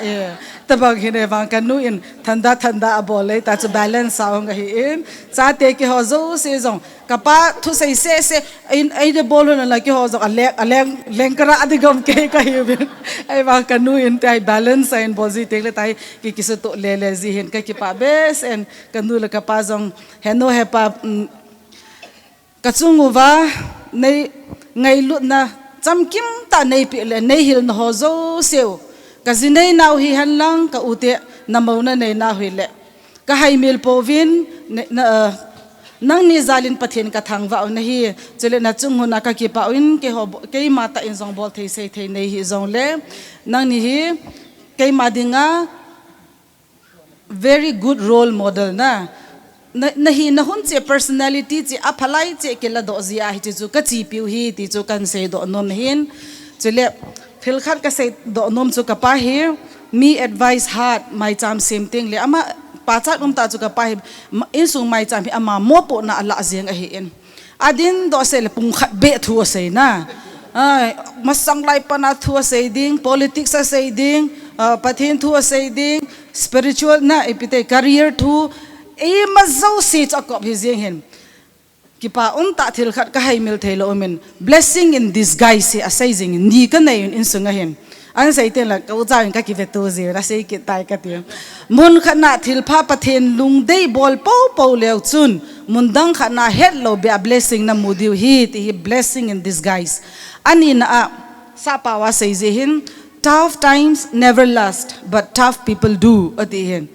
hepan ne he the na laim pa tough times never last at the so thil ha sata chu alum ngai poi ahin atho zo itika say the pa tough times never last thil ha sata ha sai sa pen penu chu alum ngai pon achi sot pon atho zo ho bo achi so ne ti e hello hin chi hitil every feel I apply abo zong le chi thau hi na ile ka lekha sem na lai wa zong apply ka bol le chi thau spiritually I apply zong le chi thau imazo sia chi kidang ta ka sain chi hepai chi ka pom jingun ka ki tu jing ve ti chu ka hin phone to hin pathen in phat thein na bo nin ka ki pa e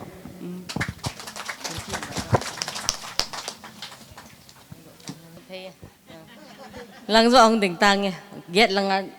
tàu ho zong ka mu thei na dingin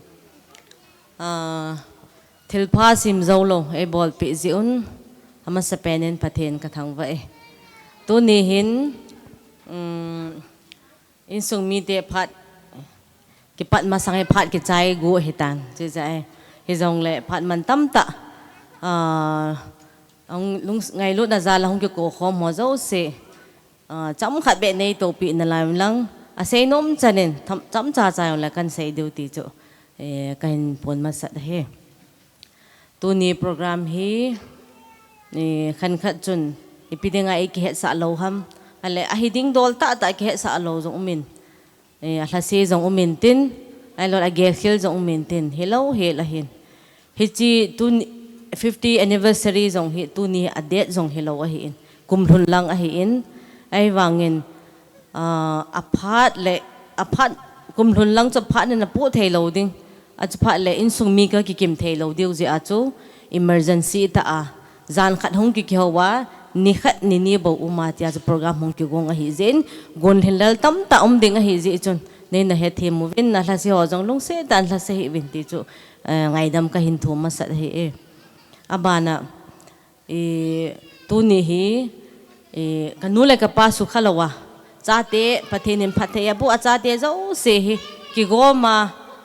share pudo so ke ya kan bol pi ohin pathen thangwa na thanksgiving to ti hi mi pi ho he denga ka ga se hi in abana ka sei no mi tama hi in ka hong ke no them la ka hong den do le hong mangjal jul jeng ji in kapa hi 2023 achun athide chanin da mona sang ta anane ale hija chu chi lo pai de tam ti hi anaki gelin ahin pathen zalin an ki puile le en pathen ahin ko ahin pui hoizen damna ahin pe in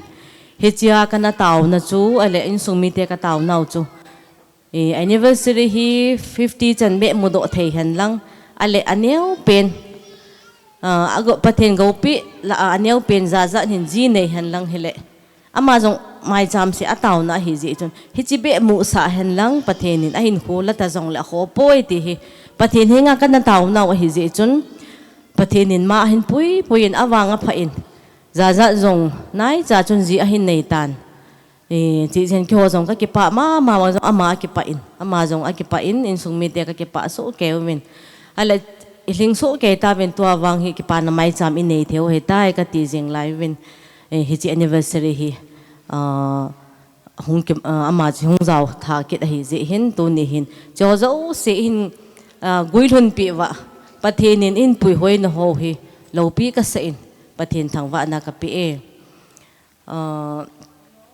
kapa hi ke ho hi Ukhrul district langa pa na hong kon ka hi win kapa hindan ne khat kan sei de he nge in sung gen thei lo cho ka sei ta lo de he to wa kapa he ama he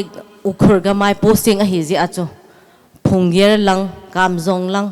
phai ko wai lang mai bi kho tam ta amen cha hi a chut jeng he na man a chi jeng a hin ai le in lang ang thon pha le lung hel ji hin tin litan bus parking a kitiin parking ahin achizi in sa lang ka mami hung ho chu aga hol thu in ina hlung dingai aga hol thu ji aga ko thu thu hin kyo tu ni hung hlung gen ta aga ko thu thu ji mi khat hi in maljin ki chat lawa ka nei jing o hin in chu hetabang mi ngai lu a hi ti hi ka ga phon do a hi in abana kanu hi ana ve si in zazat pina patna hi apin ni dakal khat jong thing pon te chi zawa patna kanu hung dam mo chu kumza sota adam mo a hi in cha chu ke class 3 ham class 4 ham ka hin la yin ale school kai lawa zazat apon ho zo se ai apon ho se so ma school kai lawa kana so bi a hi in kai mil pon hi chin zazat pin nia hi pon anau ho chu van so ma ka chi le vadunga ling hung ki hot hi chu ling hung ki hot nin hi chi ling ki hot na pa na chu khanu hi adam mo ne ki pa na hin kum so ta adam mo in chi chu ka pa in azen le in tui jong a khai bu jong a hun ima zo si ka pa na na bola hi in hi ti hin khanu hi alung se nin a cha te a kho sa in chi chung chona chun ka lekha sem di a kho asa azalin kanu hi aman abui in sung hi abui pi zengin chi a he kanu kapa hi aji kho asa acha te kho asa hi kanu mi ve si hi zi hin mi thina jong a chi thei pon so ta mi lai zau thei lawa a hi in he ti chon hin kholi ta na mong kho na kana mangoven ai le thulela boi zi chun transfer kapa hi cooperative ma to hi jin transfer ahongin Churachandpura hi ang ki transfer ahi le first joining report agapi ahi kanu to chi hin asa pau hin chi khang lai asa pau chu koi ham ka het tapon asa pau hin na chanu ham anati he amma jo hoilan ka chanu dam ka ji he te thu chu ke chu ka zaw pon ka pan kanu la ka pan ang thon na report hi ji chun ka pa le kanu hi 15 years difference ahi in kapa he tu kum 85 years a hitai ete khang tha chakhat anaki chen pi hi mi ching ta an hi kapa he chule pi tam ban sai la de ka te la ka ba chule kapa he kanyau la yu chun le khasim hi angai lu ma in ama hin hil thei chanwa hil thei lo le tuition ila sa o hin ai le kaniaw lai wa chu gala ka pai ka mu zong le ka ki chi pe do hi zong le sunga ka hlei lo wa le kha ka simuin hi chana chu kana ki cha do hin strict ta in the vet do hin ai mang ki ho la hi sai chun hi kanaw sai chun hi le kha sim thasi hin le kha he na he thei amang thasi ale khat ve hi thasi be sak ai mo do na la mam kapa alung hang be sen phal bilai ta ahin bakera thi ala ahin bule phal bilai ta su tu ya ta tu da ma abu hin hi chana chu le kha sim ngai lu athasi le kha sim thasi chu vet nom lo he la hin hi chana he ma hin pathian tho e kho kha awa le kha sim than up na nei ja pathian go ago pi acha te si yong hi mi zo phai zo hi uzong le in sung vekol the kiwa na khama pathin phate e bo heti hi aga mo the nam zin pathin ka thang ka to ni hen pasal ho bo se ak introduce seven ke ken zong kan ban bol de hen me ho he la in sungai pasal thum ne me thum ka hi win ka u he le amang hi pathin phate bo zin council oza hi aloi nu ko boy si zong hi delia nurse a hi in pathenin cha thum apin pasal khat numeni apin abana sai chun kanau sai chun a hele tu laya min thang pen video fa pang a hin na video fa hin aman jong cha pasal khat le numeni anein chai thum kan nei da no he abana za choi le pasal la ne pen jula jinei pan hi je chun ki sei thei nai lo hen numela len pen ke ka hi ina pen jong ka hi adang sein ida hlawin nu le pa hi ipiti ham ti jong he phatalo ale koi in sungmi chun anave na kon aki thu pi ham ti jong he thei talo hi ven mo hin ke hi he pen dan ka hi ta in je chun ke loi pa choi le amola alen pen na hi in mi hil thei ta mihil oza zong ahi in abana society adeng azong het thei ta la do thei ta khatin apangin kin zong pathenin chapani to nume khat ai pi in abana cha chan he pathe doctor cha chan ti di tan railway a khu doctor ato ahi in azipa hi ke sing son chief engineer railway chief engineer hitan amazong hong no ma jingin asate si exam zia aman ahin avet kolan azinu zo ahin sol he ma chunga hi zong la ma chunga zong ki pathu ka se pathenin pathe abo in chapa thum anein tun guwahati amumin abana numela aneu pen pp hi ama he chamkhat ga ki sei ta dile nong ho zo se le khasim he pan agel kho azia ke aneu pen awang se ka hin nurse be sim sa on ka ti le sum ane hi sim sa la to he ke ni va de ati ma he chuzia cho va thei thei ni va de he tai pp he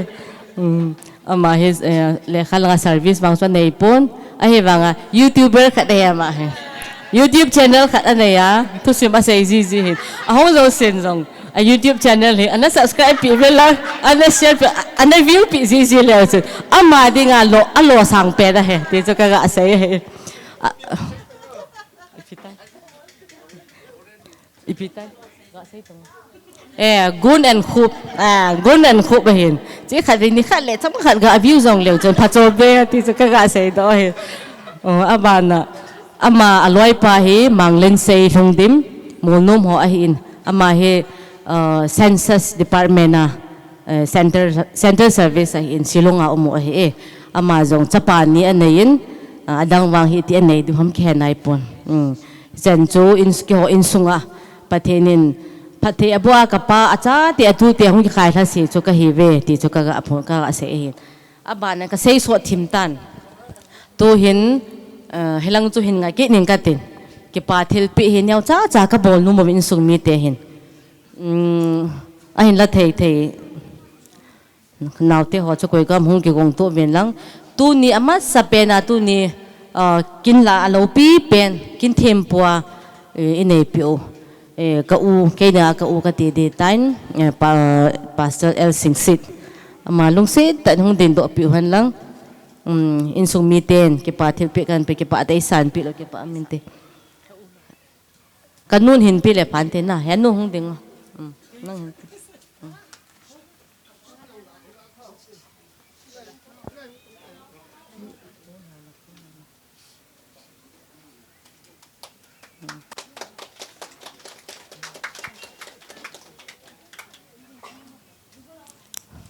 abana tu nia kapa pute kapu Daniel jong ahong zau thein e ho lampi theven kapu Daniel jong hi pun neu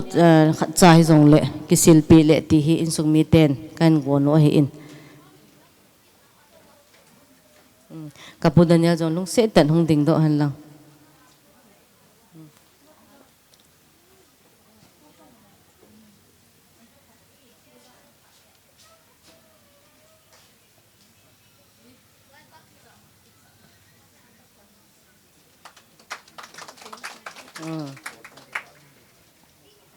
abana kapa cha te pu te kapu on khulun ama jong lung se tan hung ding do han lang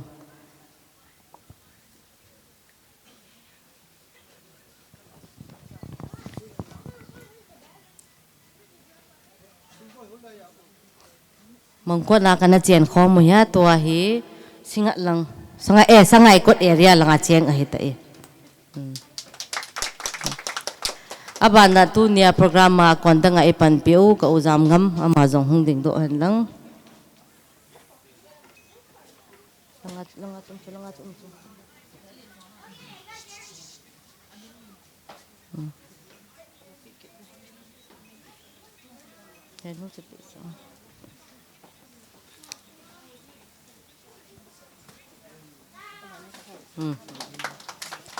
abana kipat na tao na man piu pastor uzam lal lung se tain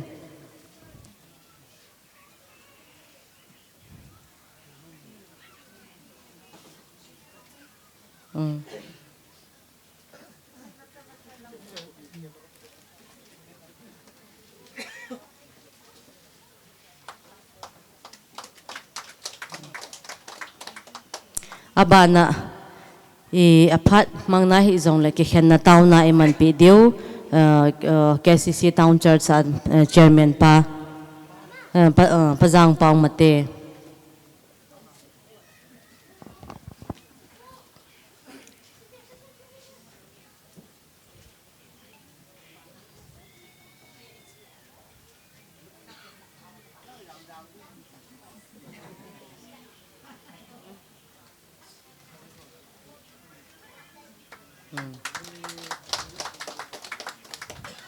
abana tu chung haptakat haptani masang chun kapahi nasata in hongdam mo in hospitalize hi in PC nursing home ale thisan unit di hiding ahong kiti in apet pe na apidi zong ke mulo ale KKLT zo ke ngan si in ale mi angai te ti je uchun za nin status akoya hele ke honong ka het pha lowen mi tam ta ya hong ke sa in che hin ka pa he thisan mi li hin anapi en unit li ana ke khai man a hin am ho se chu au mai le na bon cha ben mi li ho chulung se ten hong ding do lew chung ke pa amin te kholpu lunmin len wawang muan lian a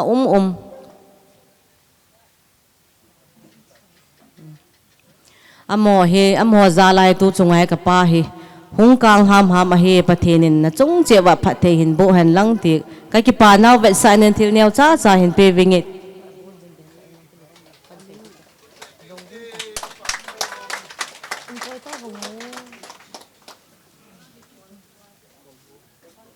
Walpu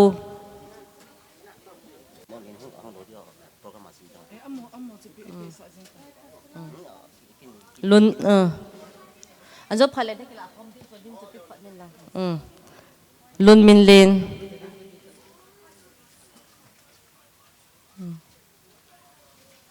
wawang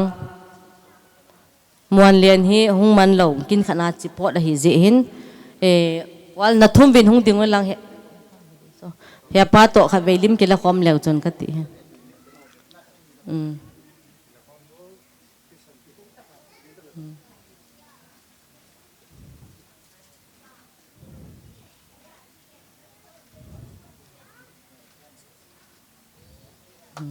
cái bao mẹ nó trông sẽ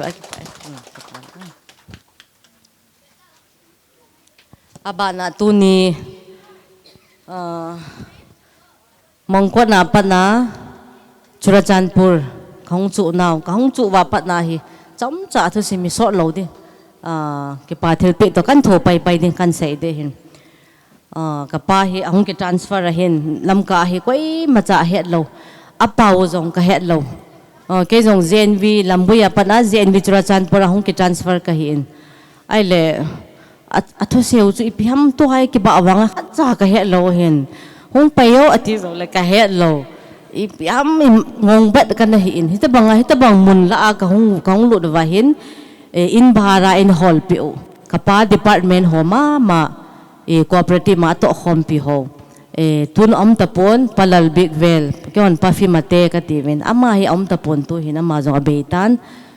ama hin reng kaya hu in bhara inala piwa in hall piwa hong wa hi reng kaya lut ana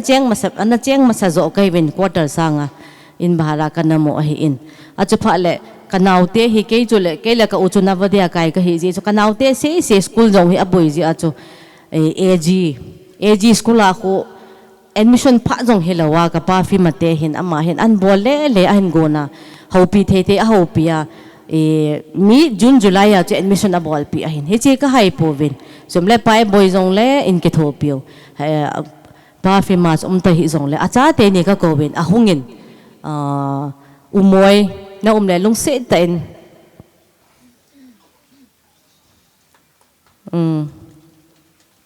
chanu atha pen hong ne ma jong ke pa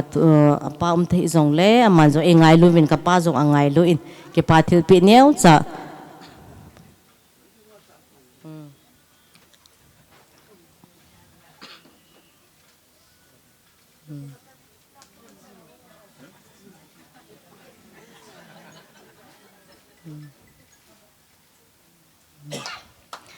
abana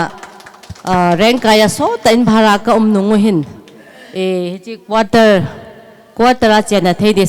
government employee hi je chun quarter a chen na ding hi angai to ding angai ta na hin hi chi wa ha in thei piu ka pa Jimmy Lamboy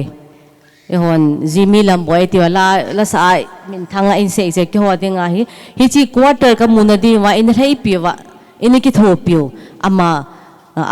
na thei hat ji aka mu hin ama chunga jong tu ni hin ki pa vet sa nan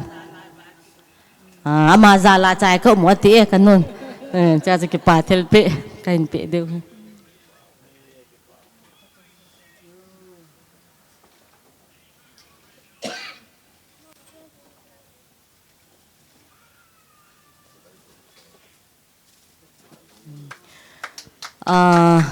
quarter ahong ki mununga zong hin quarter ka mununga zong hin hiji lai mun hi masanga employment officer kapa chung sei ama hi amo hi ana cheng a hi in ale amho zong po lo ale amho zong chu po lo le khulunga ka chen naw quarter ka mu pau chu aboi ji chun hilai hi ha fa hi ai nu half hi room ni hi ai o no hin am ho jong room nia cheng ki ho jong room nia ka cheno so pita hi ama ka pa chung se to ka nungai dim phat na zalin hi ti chung room ni ai na o no ma so pita khat kana chen khom theyo hi ama ni phat na zala hi in ama ni jong ima zo se ai na lam ka hi je uchun ka pa chung se long se ta nu la ka pan ke pa thil pe neu cha hi jong le pi deu he ati ji a au me in khana hi family ni so pita kana chen khom mo he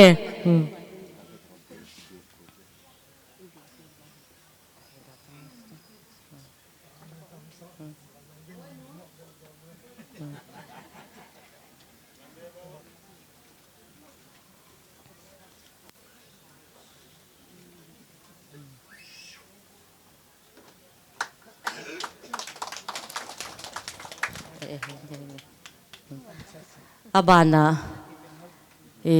ka intom wa hin kapate khat kapa pautin le ana pau be lo ham be lo khat ni ai wanga he boina zo se ya kanule ka pan sumla na ane sumle pai boile an ke ho le khasim na boile anala ma jong sei lo na sanai po ve na satave ti jong lo thi be ai tia chu ana ama hin iza ka hi atam zo he ne ki thopi a hi in chi ji a hi ka pa pon te le jong tu ni kho hin ama jong tapon a chanu kau thiam min long se ta in ke pa thil pe hiung la pi leo o them hi anom tapon zo ach uma hi in anom tapon hi jong le olin athan ki pitante ama chunga jong ke pa thu ka ga seu he abana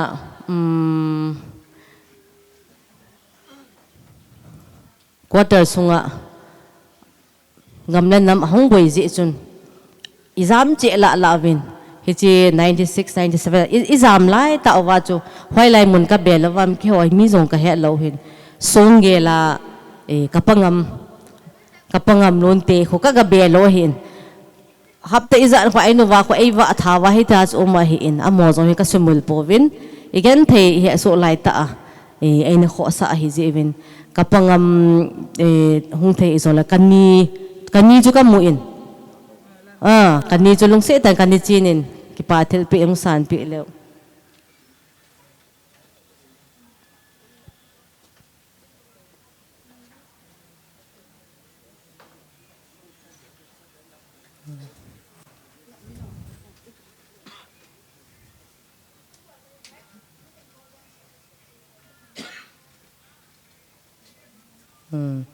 abana quartera ahong kinong chen kinin quartera jong hin te tabang pangana ki gel kau khailal to kau moy amani tu hin simola aki chontan amel hon wang he kamupon amani hi jong le amani jong ki pa thil pe ka pi no mo hin aban olin in lang ana pitawin katin cho ki pa thil pe new cha ka hin bolo chu a hi in abana ki pa thil pi bol zo hi zong leng tu na ki pa thu ka sei num chu iji program mi ni khat ni bo se a ki sa a ki gong hi je chun koi koi chu iti dam ti ka khom tu thei po win banner zong hi za za nin alim bo a thot na a hin bol pa hi aloi pa len thang kip gen ama hin ma zo se design hin bol pi a ready made na enjoy pi hi zen len thang kip gen chunga zong ki pa thu ka se ve chu pa le ne cha hetia ne decoration e bol pi o ka tu pau se go ama zong he ama lama hung ke ngai to ma e ko loi loi vai pho pho wa to hi chi an bol do ina ma chunga jong ke pa thu ka ga se phat so pi kan latan ka sai de he ta in kanu le ka pa phat the pa the nin phat the hin bo pe in tin a hin wang mi he min ini ko man jau se hi ni ko ala spend dia igela hele anade sanin na jong na ka sa in hitabang he anniversary ham piam ita bang ki manghom ki dinga jong kata asana jong ompon abana ka ucha wa ka ki su khom wa hita bang program ke manghi jong talo de hi ji chun tu ni hin pathenin ka na che wa pathei bo han lang exam tia na lo wa pathenin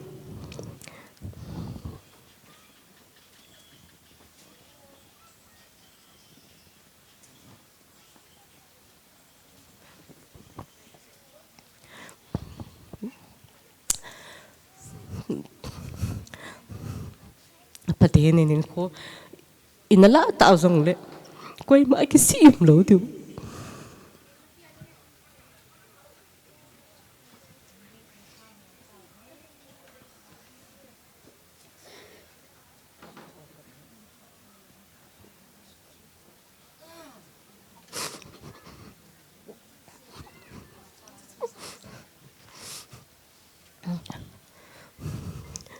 patin hi chan chan ipui apa khop set tai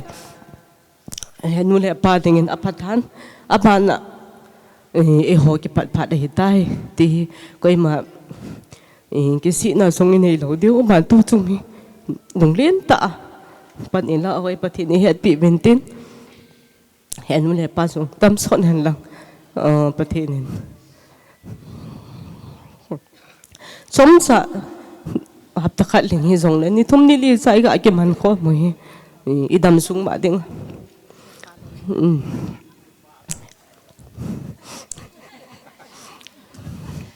ke paum ka sai tu ni tabang ni kho hi ni khat le hung ki gel do do te ji in ka lung zong alin nhong le pathenin hi chan chan ato di zo si ato chaya pathin agoi hin ka pa he ima zo si acha te ka u ata pen ko min in ahin bolding hi tampi akhen lo hi tan khan ho atho di zo si ka pa hin bo na achaya hi ka pa chunga jong ke pa thu ka se ye baba na jong pathinin dam the na hin pi han lang han na hin pi han lang ita bang insunga ki pa na program mi ke mangjing le ti chu ka taw na sang pen a hi chan chui hong zo se chunga jong ke pa thu ka ga se ka ke pa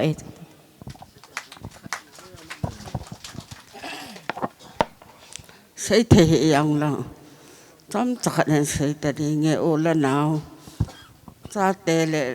tu te zo se ke tho pi na ya len tu ni hin mi hi ya ni ke mu to kho mo ben mi ya ni ke mai to ben a hin la ke hon sung a se yo se ke so na le khat khat se nang an en amen nei na ngai thi mo ben kat ti he ye chân to nya thi ke bo lo se cha te ho zo sin a pa to het a ngai bol pi a chung thi wa ka ki pa ti pa thi bu in nei te ai lo le in sung mi te a ko na ho lim na le ki pa thil pi na namang ta win tua hi atam zo hi phat ki chai zo ai ta in kondak kain pana chu pungka ni sunga zo ding ti hi kanagel hin pungka ni chong wal ta in jong le tua sei ding ho hi chom cha cha bo ai ta in sei num na la ha cái lạ bị khai hiện tin ai dùng lệ dấu tiếng lệ tòa hem comment phát hiện lan tin lá dấu tiếng lệ cái đình độ kít tờ vin agol nông thì nadi vin minin simlang katin sanute headquarter sanute hiện tin nakimel se lang ni na nu ngai jaha hiện tin nieng nei ta lệ abana pa ngam khoe hin tin abana upa ngam phathang chang si hi nong ki zo zel de he chom cha ga se do swin tin hem kamin tun pha chom cha lan tin la zo teng le ka se banga chu headquarter chanu ten nan kilo pe de he ka din ki ta lo de phan ma sa yen damna e pewa pathen thangwa nu man lang jing ka lam ma chi ngai to da hitabong phan hi harding na ke ngai ton gola dai amen an la pathe lung se na jal chun tu ni tua program sung seven heta bang gola dai to chen e chum khanwa in sung mi te le chur ho bung mi te ho i bon cha im khom te jal vin a ve den pathen ka thang wan he che ba na jun ke hi thu ka se le ka se sa yong ver se mi kai kan het ji ta lo ye chun hung sang mai thei hung chom mai thei ye chun lang khana se ding i se hi ro ma jong le phan ma sa en ke ngai da mu te nin ngai da von lang ka se nom pen se dang ai pon tu chung kanu la ka pa he ga se ding chun ke hin pa te hi nga kan li ke pa hen ka pa se thang ka pa yang ka pa se mang tun mini bo dam na amon he chi chung chu na hin tu ni in ulanao angke khom ato oding atham dia ke se mon jat cho cha uma ai wanga in chung ngai lu na ja la ha sa ta he chi in sunga ke ho ngai lu na nang ke khop khom the ja lun na chung chi wa ka ki pa na ka ja na sala kan bo le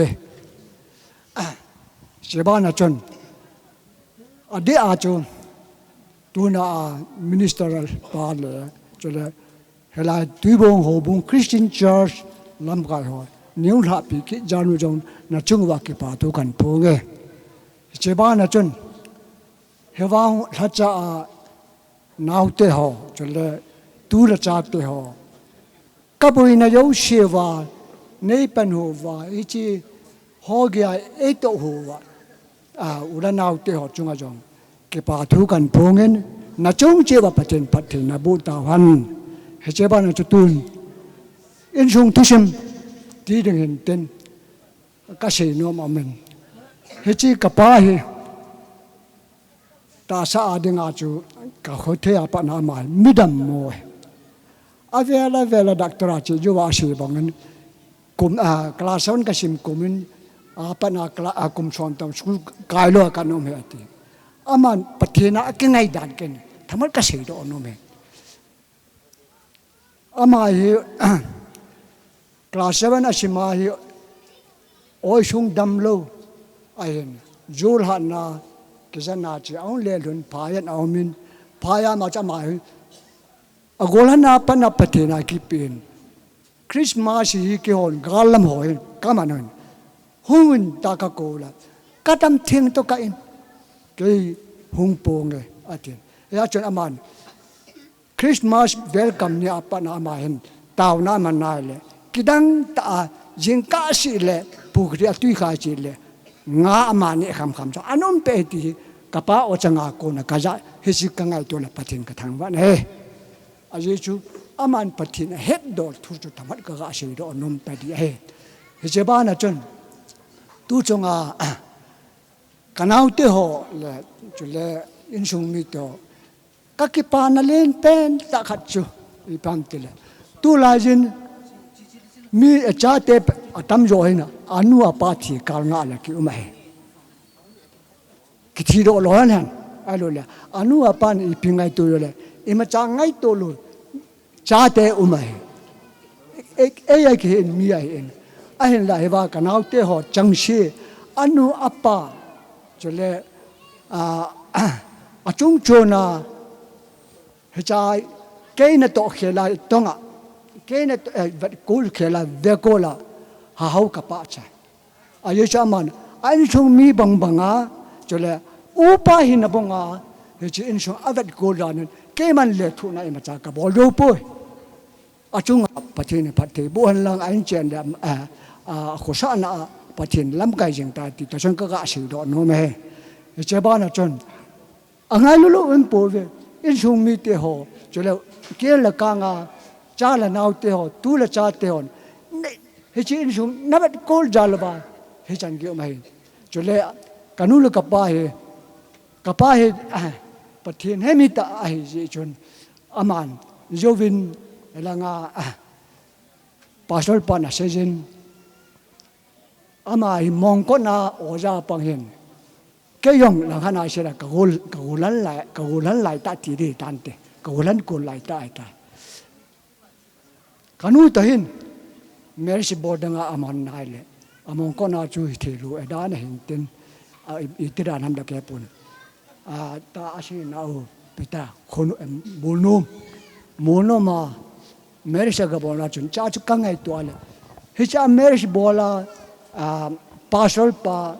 minister pa tao na ochang ho chu tu ni na thungin tu in hi chi ochang a ko na chu kanul ka pa hi chi kum chom nga anniversary na celebration hi chi amu the ka ngai to le hi chi pastor pa ne marriage bol pa no na dam son hanan chala naun sahan na in jan lo jan sahan atia asina chu gui lungai tin kalan pathin ka thang we ejun cho lẽ abana chu ai la a sei so ni wang ti pon tu ni hi kanu la ka pa kinai ye chon na ko jing kan sei jong le da kho poi tu ni kal wa la ye ta bang ai khop lo ding ji chun sei so ni ka ti wa nga chu a pe ta kan nga yong ka the he ai ye chum tu a kanau te ho han na mi cha te mi nau te anu pa thì can ngã là ai luôn khen pi can ngã là ai là và cái nào thôi chẳng chẳng nên cáiนู้นlà cái pa thì celebration thì ngay từ hôm nay cha te sẽ xin ở đó sẽ lưu lại bảo độ rồi lưu đi cái ta sang này ai là cáiนู้นlà pan khó sa nó cô na chỉ cái nào thì họ hem mình thằng hin cho là nếu mà họ chẳng hin cho là áo bao hao hin khó sa ra là tu na mi chẳng khop TV am ho zalin hi chon am ho chong ki pa thu kan se jin he aje chu tu la min cha te koi ma na anu pa kho sam ta pa aje chu ipi nam te le se ne anin ki ta lai tan bible la se chula gam khal ki do tin zat nam hong ki do tin in sung khal ki do de te chu hi chu shu hi alla hi chu in sung a so lo jin pa chen ka thang we tuần rong đâm số nó nên tên cả nó được cặp bài cho nên nào tới hồi rồi inui bài igel họ nào kamun ai lệ na chung chế ba kipa thu cặp phong tu in adang si bia ra tang cái tiền cái họ atupa chế apu min lâu giang jamin jong kapu khát pon ka silpi no me atin tala in sumi ti on jong ke pa jala pon silpi dam thilpi ding ham he chu ka ne no moven he chang chu hin bol veng ka ting tun amma se penen atupa jang jamin hong ding do han la apu pa apu la pi chu ponung silpi da pante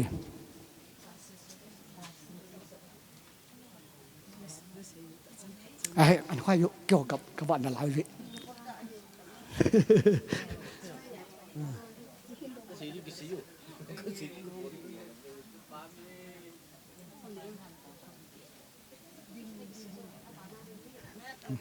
là nó tăng trong cái giai đoạn từ vừa là na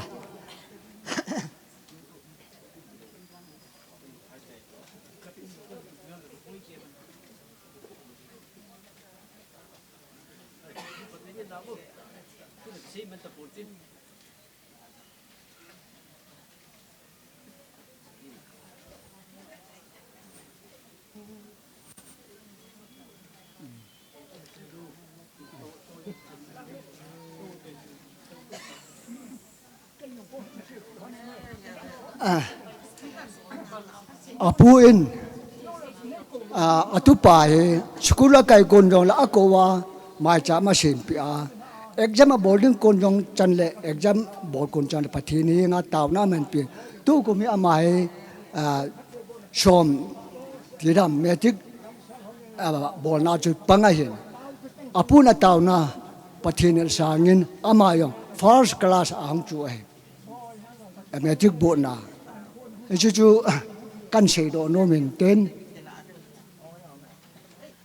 apu tao na gui lun na pa chu kan sei bo ve ke ho ki phat sei na ka sei pun apu in a taw pi jing ke phat chana taw pi jing ke ya chu lo thing a hi ti chu ka sei do no me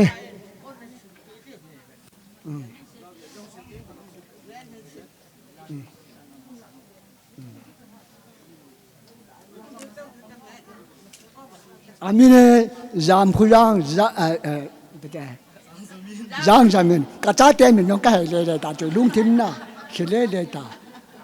ke yong hi a boi thim langa ka chi ta ni nga dam vul la chele ulu ti ding en tin ngai thêm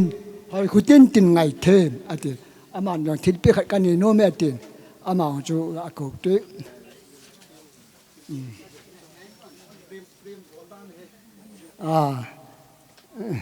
maman to da nen ten lim da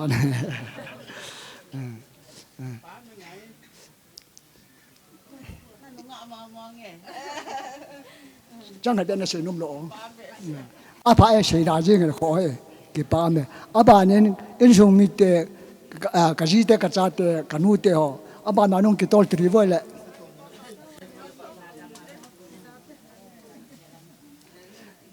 hết chứ cái mà bên này là cái loài nuôi cái này cùng xóm là cùng ngã cái gì cái họ này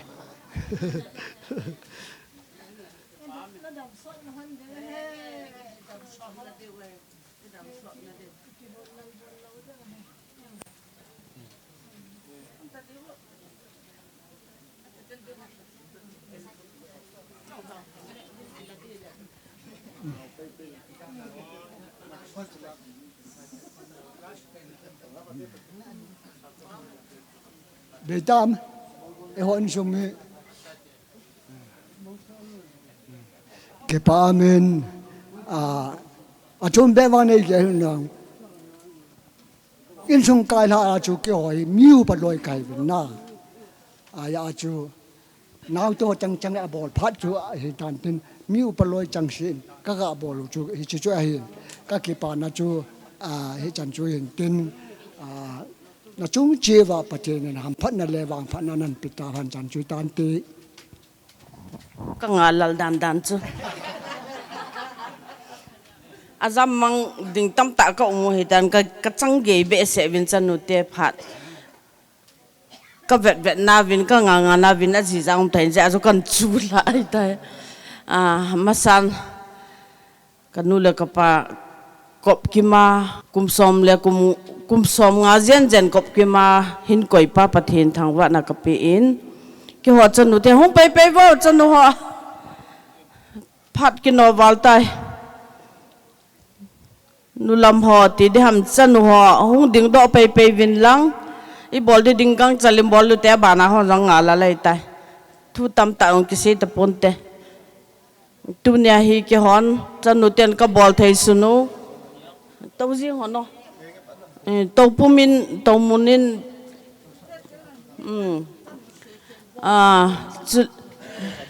ดังหงโลหะมาหงวัวลิมิกิลาเดียวเหรอเป็นหนวดตรงนั้นกินน้องใจกูทำลูกขบนารานะฮิปนนะ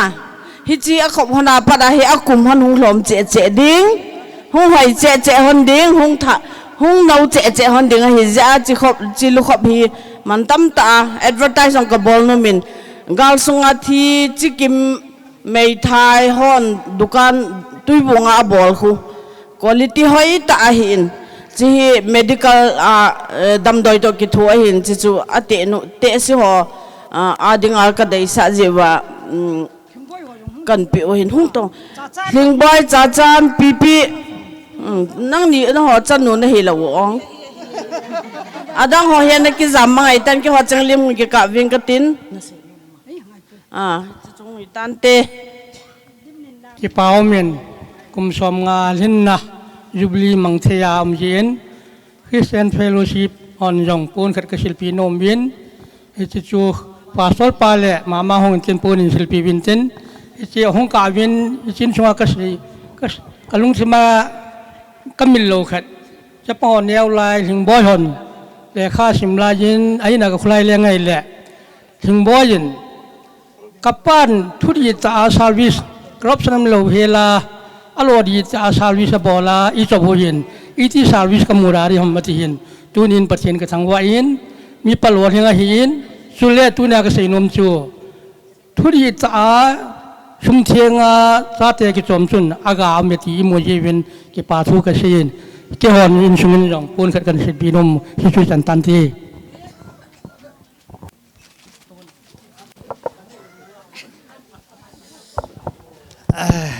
phat kinozi achu kichang khalo de hamte a hi an kimo la jeng hoin tin ipi jong le an he thi mi ti win thil pha bol nom je hin tin kain tol hi nanga le li winang ta le lungse ten ipi ho jong hi an ni khom ding ki bol he ji achu nananga te diwa kan he sa hi lungse ten an ne phat ki sim hin tu lai hi pungup langa kho jing be me hin kho be se poi ti te ye chun wa phat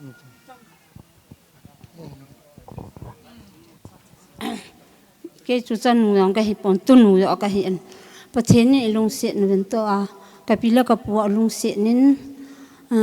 kom som nga ke le ka loi pa chu kom som ni ki tu che ka ki chen hon hin he to banga kom som nga hin mu sa pathen ka thang wa tu nya Jubilee mang te ni ka pu a dinga he atum mom ka hi ka pu la ka pi a dinga he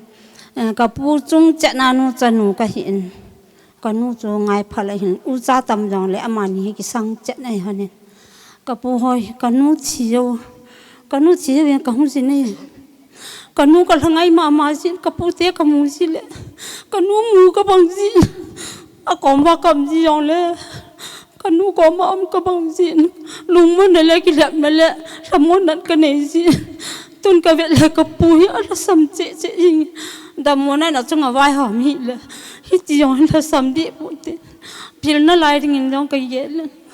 ye mi min hoi e ho dei bang a hi pon pathin khot na tunin ke man a ki pa pi ni dalin pon khat hin sil e hon ban hensil ka win ban tol pe tin nu ngai za hi ket khilo le payam phujang loi nu u asu pi nu hin ya cho ma yong hin thu chang khat be ka se do no min ati hin cheng hi nanga ham diu hi ka ki pa e nayo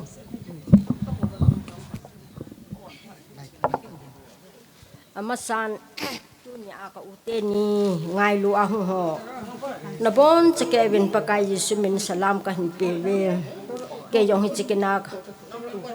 ka pen thei yen pathin ka thang wa in mitam pi in itabang kin hi amuno min amu yo lo watamin tu ni phan hi akui ke oi mo poi ke pa thu sei nom nga na hi ka sei rong ho yong sei da tang ka ting ka u hi ania wa pa na thu sei ma sa ho na seyen mi be se a hi wa nga mi kita mi tho hat mi nun ne mi he ti chu tu nya sei ho chu a velin ki sei da tan te a tho hat ga pathin na ke ngai ga chu imu ben bible sam bible in pakaya ke ngai jing mi te chu jai on mul sang to bong ton so na su li hoi hi lo de ti chu thu tam pita sei lu bin chu tu nin jong a hon jong gel do te ye chu hi ye nga ti chu chom cha ka ga se hi in agol han hin kho sung chom khat yang ke ho lang mau kot lang phung thal hang lang a jong a hello te am pon angai lu am po in ama thu sim hi pathin thu se jen ke ho neu nu nga la ya pa nai ta chon ki bom hin kum sang le ja ko som sa gi la kum chun kanau nu dam lo jen li tan mong ko na ka umu bun ama yong ajini masanga hin e cha chun ka u chau hin ka chunga nu to kanu ya nu to ama ta hin hauna la ka sa ji bin tu nin cho chu kan gel ba ka jan la pen hi chicken man de tu le bol thei sei thei dang kan thu tam pi sei sang in ama yong chut lai ka gel le kum som nga wal jen hi la yong ka sa khom ta lo ka sa bom piu la ka u nu yong ta lo kanau nu chu gal la ma me tu ni hin ama yong la sa thei ai ta po la sang ka sa thei po hi yong le thil ho jo se kan gel nei la tu nin ka u adinga phat jo sa ta bong yong i khat be se ta lo ding hin phan ho jo si ka gel le tu ni hin ama ni kho in masanga kanal sa khat jo pathian ba choi na jong hin ama yong pathina na ke pi ya chu bible la thu hi thu pha chu nung pen ti hu kana sabin ai khat mong kot pasal pa ungul jalun chun hawina he min la sa la ni ha khana cha vela koi ma be se na sa lu hun ka sa yo hin ki khen na nyong chu isa sa ke ben tu nin hi chu la sa thei kai poi pathian ba choi ne pathian lo pi hi chana pathian an pui na ho ka khang la yu jinei ma sang ha kana sa bom ho ka gel do la hi ya chu tu ni hin chela chu hin sang ti ka hi in a che teng le ka u jong hi a chu bin se so ke ta ban ka u nu me nu jong hi ani honin pathian gon a phachi che honin in sung mi jo sin jong ke ngai na ka ne yo hin aban ting le in sung mi go hi lo ba jit le be hoi langam hi jong le amani he jo se hin a phat na thu sei nga na hin ye chun ninga ka se da tau tin a phat hon ga tu nin in sunga jong i mo ben ula nau tam pinyang o hu o men to jo se hi pathina pun pathina ki nga hi a phat chom dan ti chu i het sa hong chom cha ka ga sin tin la chu hin satang ka ti e ka ti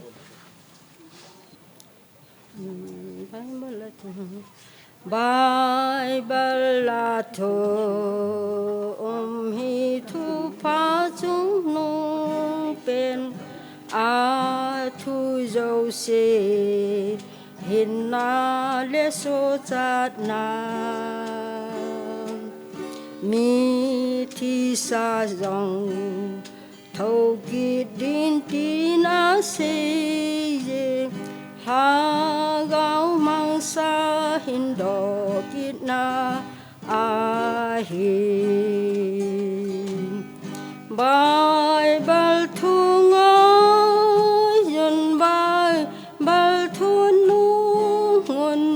Mong Bible thu pha hina ki dang Bible thu ngai Run Bible thu nung Mong Bible thu pha hina ki dang Ngài phao vin bài bal go kim lâu chúng nông thu ha gao hin na le so cha na hi a man ra dòng lấy sen min sim thấy lâu đình ho linh ha gao pha thể na ki dang hui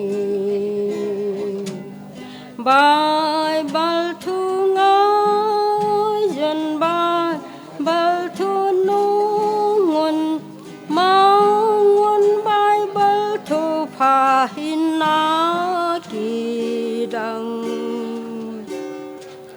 Bible thu hoa dân Bible thu nung mong Bible thu pha hin na ki dang mi lam vai te ding a Bible me va pha khang tha dan ni lâu ding a dòng phat na mi son se te nga hin na le lu ol na tê lê khang ding nga hi bầu thu pha pen bài bal thu ngói dun ba bal thu nung mangun bài bal thu pha hin na ki dang bài bal thu nga dun bài bal thu nung mangun bài bal thu pha hin na ki dang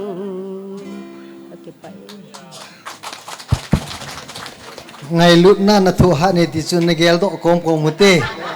thì chun ngày lúc na na thu hạ này thì chun nagel độ com một tin upa ngam ko thangi din chiếu tạ lệ nu ning nei chu kana ko khai hiện dấu tiền ama dấu tạ lệ nan kila de win kan het sai sei sot pungi phat ta lo hin ke hi je in nei te adinga apau pu anu pu hin ke hi jangolin pu ka hi jangolin pu le pi achapan ni na jangolin pu le apu chu ke ka hin api hi 2014 in February tari thumin inida tawin ai le jangolin pu le pi hi wang phalhanin tu chungin mi minin au pa pinwin all dollar bolin dila pana naute ho kin kina ipale nu kumsom ngal hinna golden jubilee e bol de he ati amo hin jingka ni la achu ki ho kin ta tu na hen allo hin o hin jangolin palin pa chunga ki pa thu ka sejin tele anu le pa kumsom ngal hinna ki pa na milisona ani jin jang ama cha ki pa thu ka phon ne hin abana anau hi thungboy jang ki pa na milisona ni jalin jang ama ni chunga jang ki pa thu kan phon ne kin pon khat kan selfie ding hin adang tam se ta pung ne phar kin wa be setan ya chu thu se yu sin ja jang ka ba ju la kalung kin be sen sei lo le ka ti je hin e jun ken jang tam cha pon selfie ding ka ti hin tu nin ke yong hi tu nin jang go lin pu le pi banga hi ka cha te ho hin kanu anu adam shot ding kan de ma jing in kum som nga be ilhin pian lang tu ni ta bong hin ekibol pi le ta kan hi le kamu jo ta pu awang si mong kai ta heong le jang go lin pu le pi awang phalonin pon kan sil pi lon de kamu ani na nu chu lan nei hong ta ro kan ko wa kan sil pi le ka tu nu ni ne hoi chu mai nan si chu naw mi yong ngo hoi a che ran ta ma kan sil pi lon de kamu ani nu to hong jing do lo no bon cha ni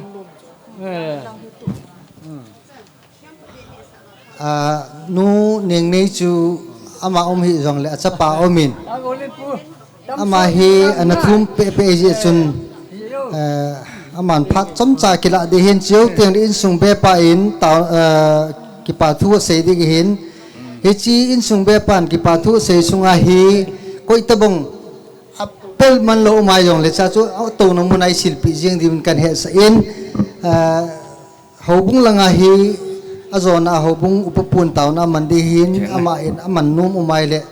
sei no mai le sei to sai na mai mai sien thu de tai pa min phan hong gei le tan ki pa thu on sei da taw tin i bon je kevin ki pa so kevin ti he so kevin ke ka pu anau nu la aneu pen nu chapa ka hi in kanu cycle langa om hong thelo phat chun nan din do te ding pon khat be hi dong le pi khat be on ne pi te ding ti ja chu ki phalam lu hela chu phat kan ki thuma ka hong din do hin tin tun ka loi nu hong in tin chi ka pa in an pi chi ka nu in an pi hi e ai tu sa yu ngai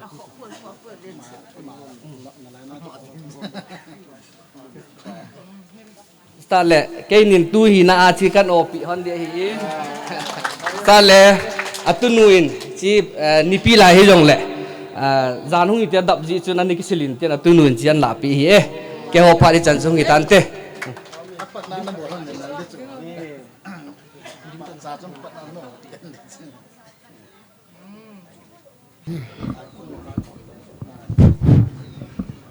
sa la langa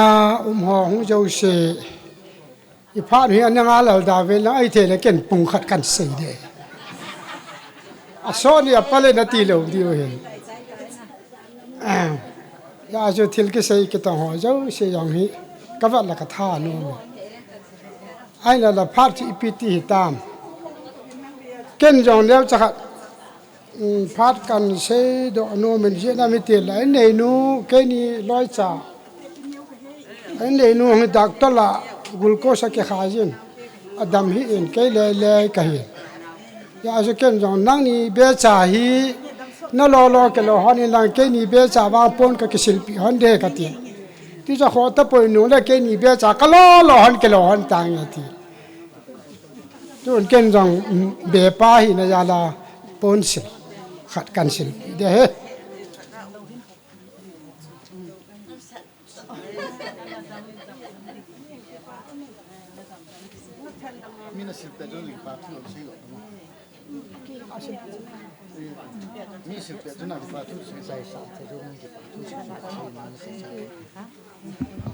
ai bị truy dòng là can sil mà bằng áo chú tuôn dấu phát là không cái trái phao là chuẩn như thế nào tên khó đấy ai là cái bùng khát cái gì à cho bùng khát như vậy ai là số bị theo cái là càng anu là pa pi là pu ra ta họ na bon cho cái mình tu ni na program mình lệ là va thiếu bôi ta hay là in na to tiếng khó ta bôi ta na lệ là số cái va ngày lúc na ra là pi là pu te in sung cái họ in sung anh ông thật thế ra mình giống amma sa tan ke patu kan seyin ami chang ni chen chi bai bang ka bol khapovin hi jong la me theten he e salam khanamin hunum khanamin chi bai na bon che ke bai ni ten chi bai kan bol so kai nei ve ti chu ga sei do hin tin tu sa la langa yan lang minu mi pa ba lang so pi ula naw hi jong la tu le cha hi jong la chalai program ma ki wong ho bung pi te hi jong la koi chu ta jong la ấy giờ bị bà bôi sa in na tông ho bôi ấy cái thô bị hậu chung ai dòng cái bảo thu avel cái xây đó cái nôm này hết thì cho hiện tiền sa là nga cái chú phát sol lâu đấy sa là nga hung ho anh cầm khát cha dòng là tùy lâu thiếu cho mà hiện bún nó lâu anh chơi thấy lâu điều hết đàn đấy số cái điều hết thì cho cái xây đó nó mình tiền i phát nuôi nó cái nó lâu vàng bên cái nó tàn đi mà hai mà cái gì số ta xây cái tiền là ông chăm lo khát tài vậy cái phải cái mà phát triển chuyên trai tăng cái đấy phát triển trai thì tao in cái bảo mê tuần phát triển nào và tao nằm mang đinh upapu ko hitivin aman dòng phát này nu mai lệ chống trả mà phát cần bị thang ale sang khát sang ni ka ase no me obung committee ho joint committee na hung diu heti ko na ka chang ovin a hin program chu ka vet le program chon ho bung te phat na pon ye chon ho bung te phat kan pi de tu in to khom pi hon puyam jang le loi nu kum som nga hin na ki pa pi na thil kain gong vin chu pi jing the hin ya chu phun do lo wa pe de chu kan op lo ja chu hin chai ven lang u pe lo chon phan te chu le puya a cha hung sung ven them khat ka ga se nom chu puyam jang hi o bung sunga dinga su mel the ai poi hop so ma jong a khat na hi lo la ani na hin la jing pe tom ngai ta pan la pathina dinga kita ta panla khadai ti hi dunia ma ading ai phone do in tin to khom pe da hong lom in sim do asanga ki sun chu sim do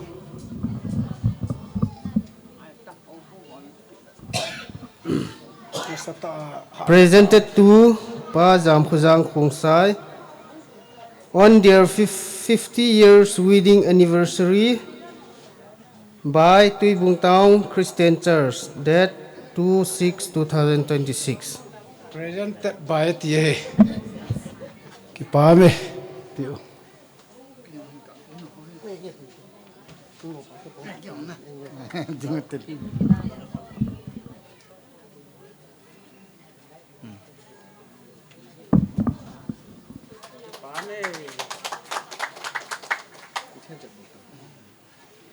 program hi ilang phang thimovin nom ka sa le en ke wang ipat gei deu ham ai lo la kin la dong dam it nei ji o ham ka hepon i program hi ki go man lo he la ki bolding en thupi ka sa en lo pi ka sa en pathin en ium pi ve ti ka he en jalen pathin ka thang ve taw na nei hote taw hote ka ki pa ve pakai gole daya ko na zong hoi do dinga na ko ma ka taw nau nang ma nei hoi do wa tu ni puyam jang le loi nu kum som nga thin na ki pa pi na kin go na cha te tu ten a hin bol lu hi apana pada chai chan boi na i ma cha lo hela chai thea nei koi za lun ka ki pa una min thieng ka thang wa nei tu na ka bol ho ka to ho ka se ho a ki bol zo se hi lo pi na zo se nang ma hung changin lam atha anang man in sumi te phat the na bu a hung ho zo se jong phat the na bu ding in na ko ma ka ta wi ne hi ton ka phat ho ka chayo ki pa na jala in sumi ten ne khom denga hin go no an ne tui don jong pakai nangin atha phat the na bu a ne zo se denga dam the na le ta sa le phele bo wa pana oi vana pana tam the na hi the na dinga nang man su thinga phat the bo dingin na kona ka in pe doi nei ka phat ho zo siu nei chai sa za lo wa na ko ma ke pa thu se ya a changa chu e hu hinga ka pakai jesu krista mena ka hung taw he amen. Okay,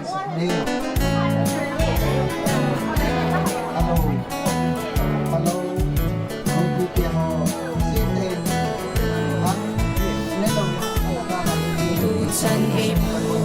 ka ben kai nang go ne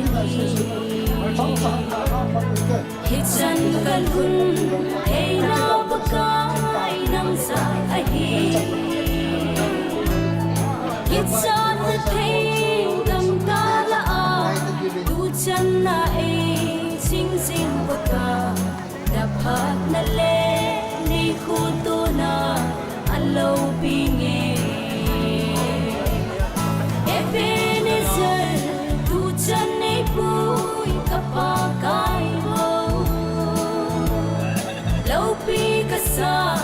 Idang kasay ni puidan ho kangay tuin Itsan kalhun so napakan ng salay Mulsang mulsa anay tuin Nay kay huli Kusi chansi Okunay ching Nang bonay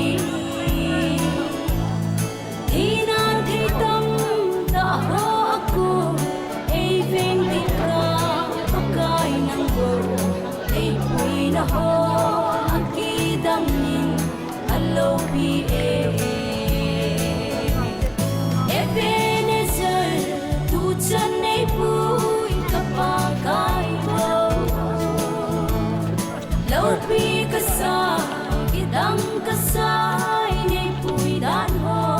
kangay tuin Itsan kalhun so napakan ng salay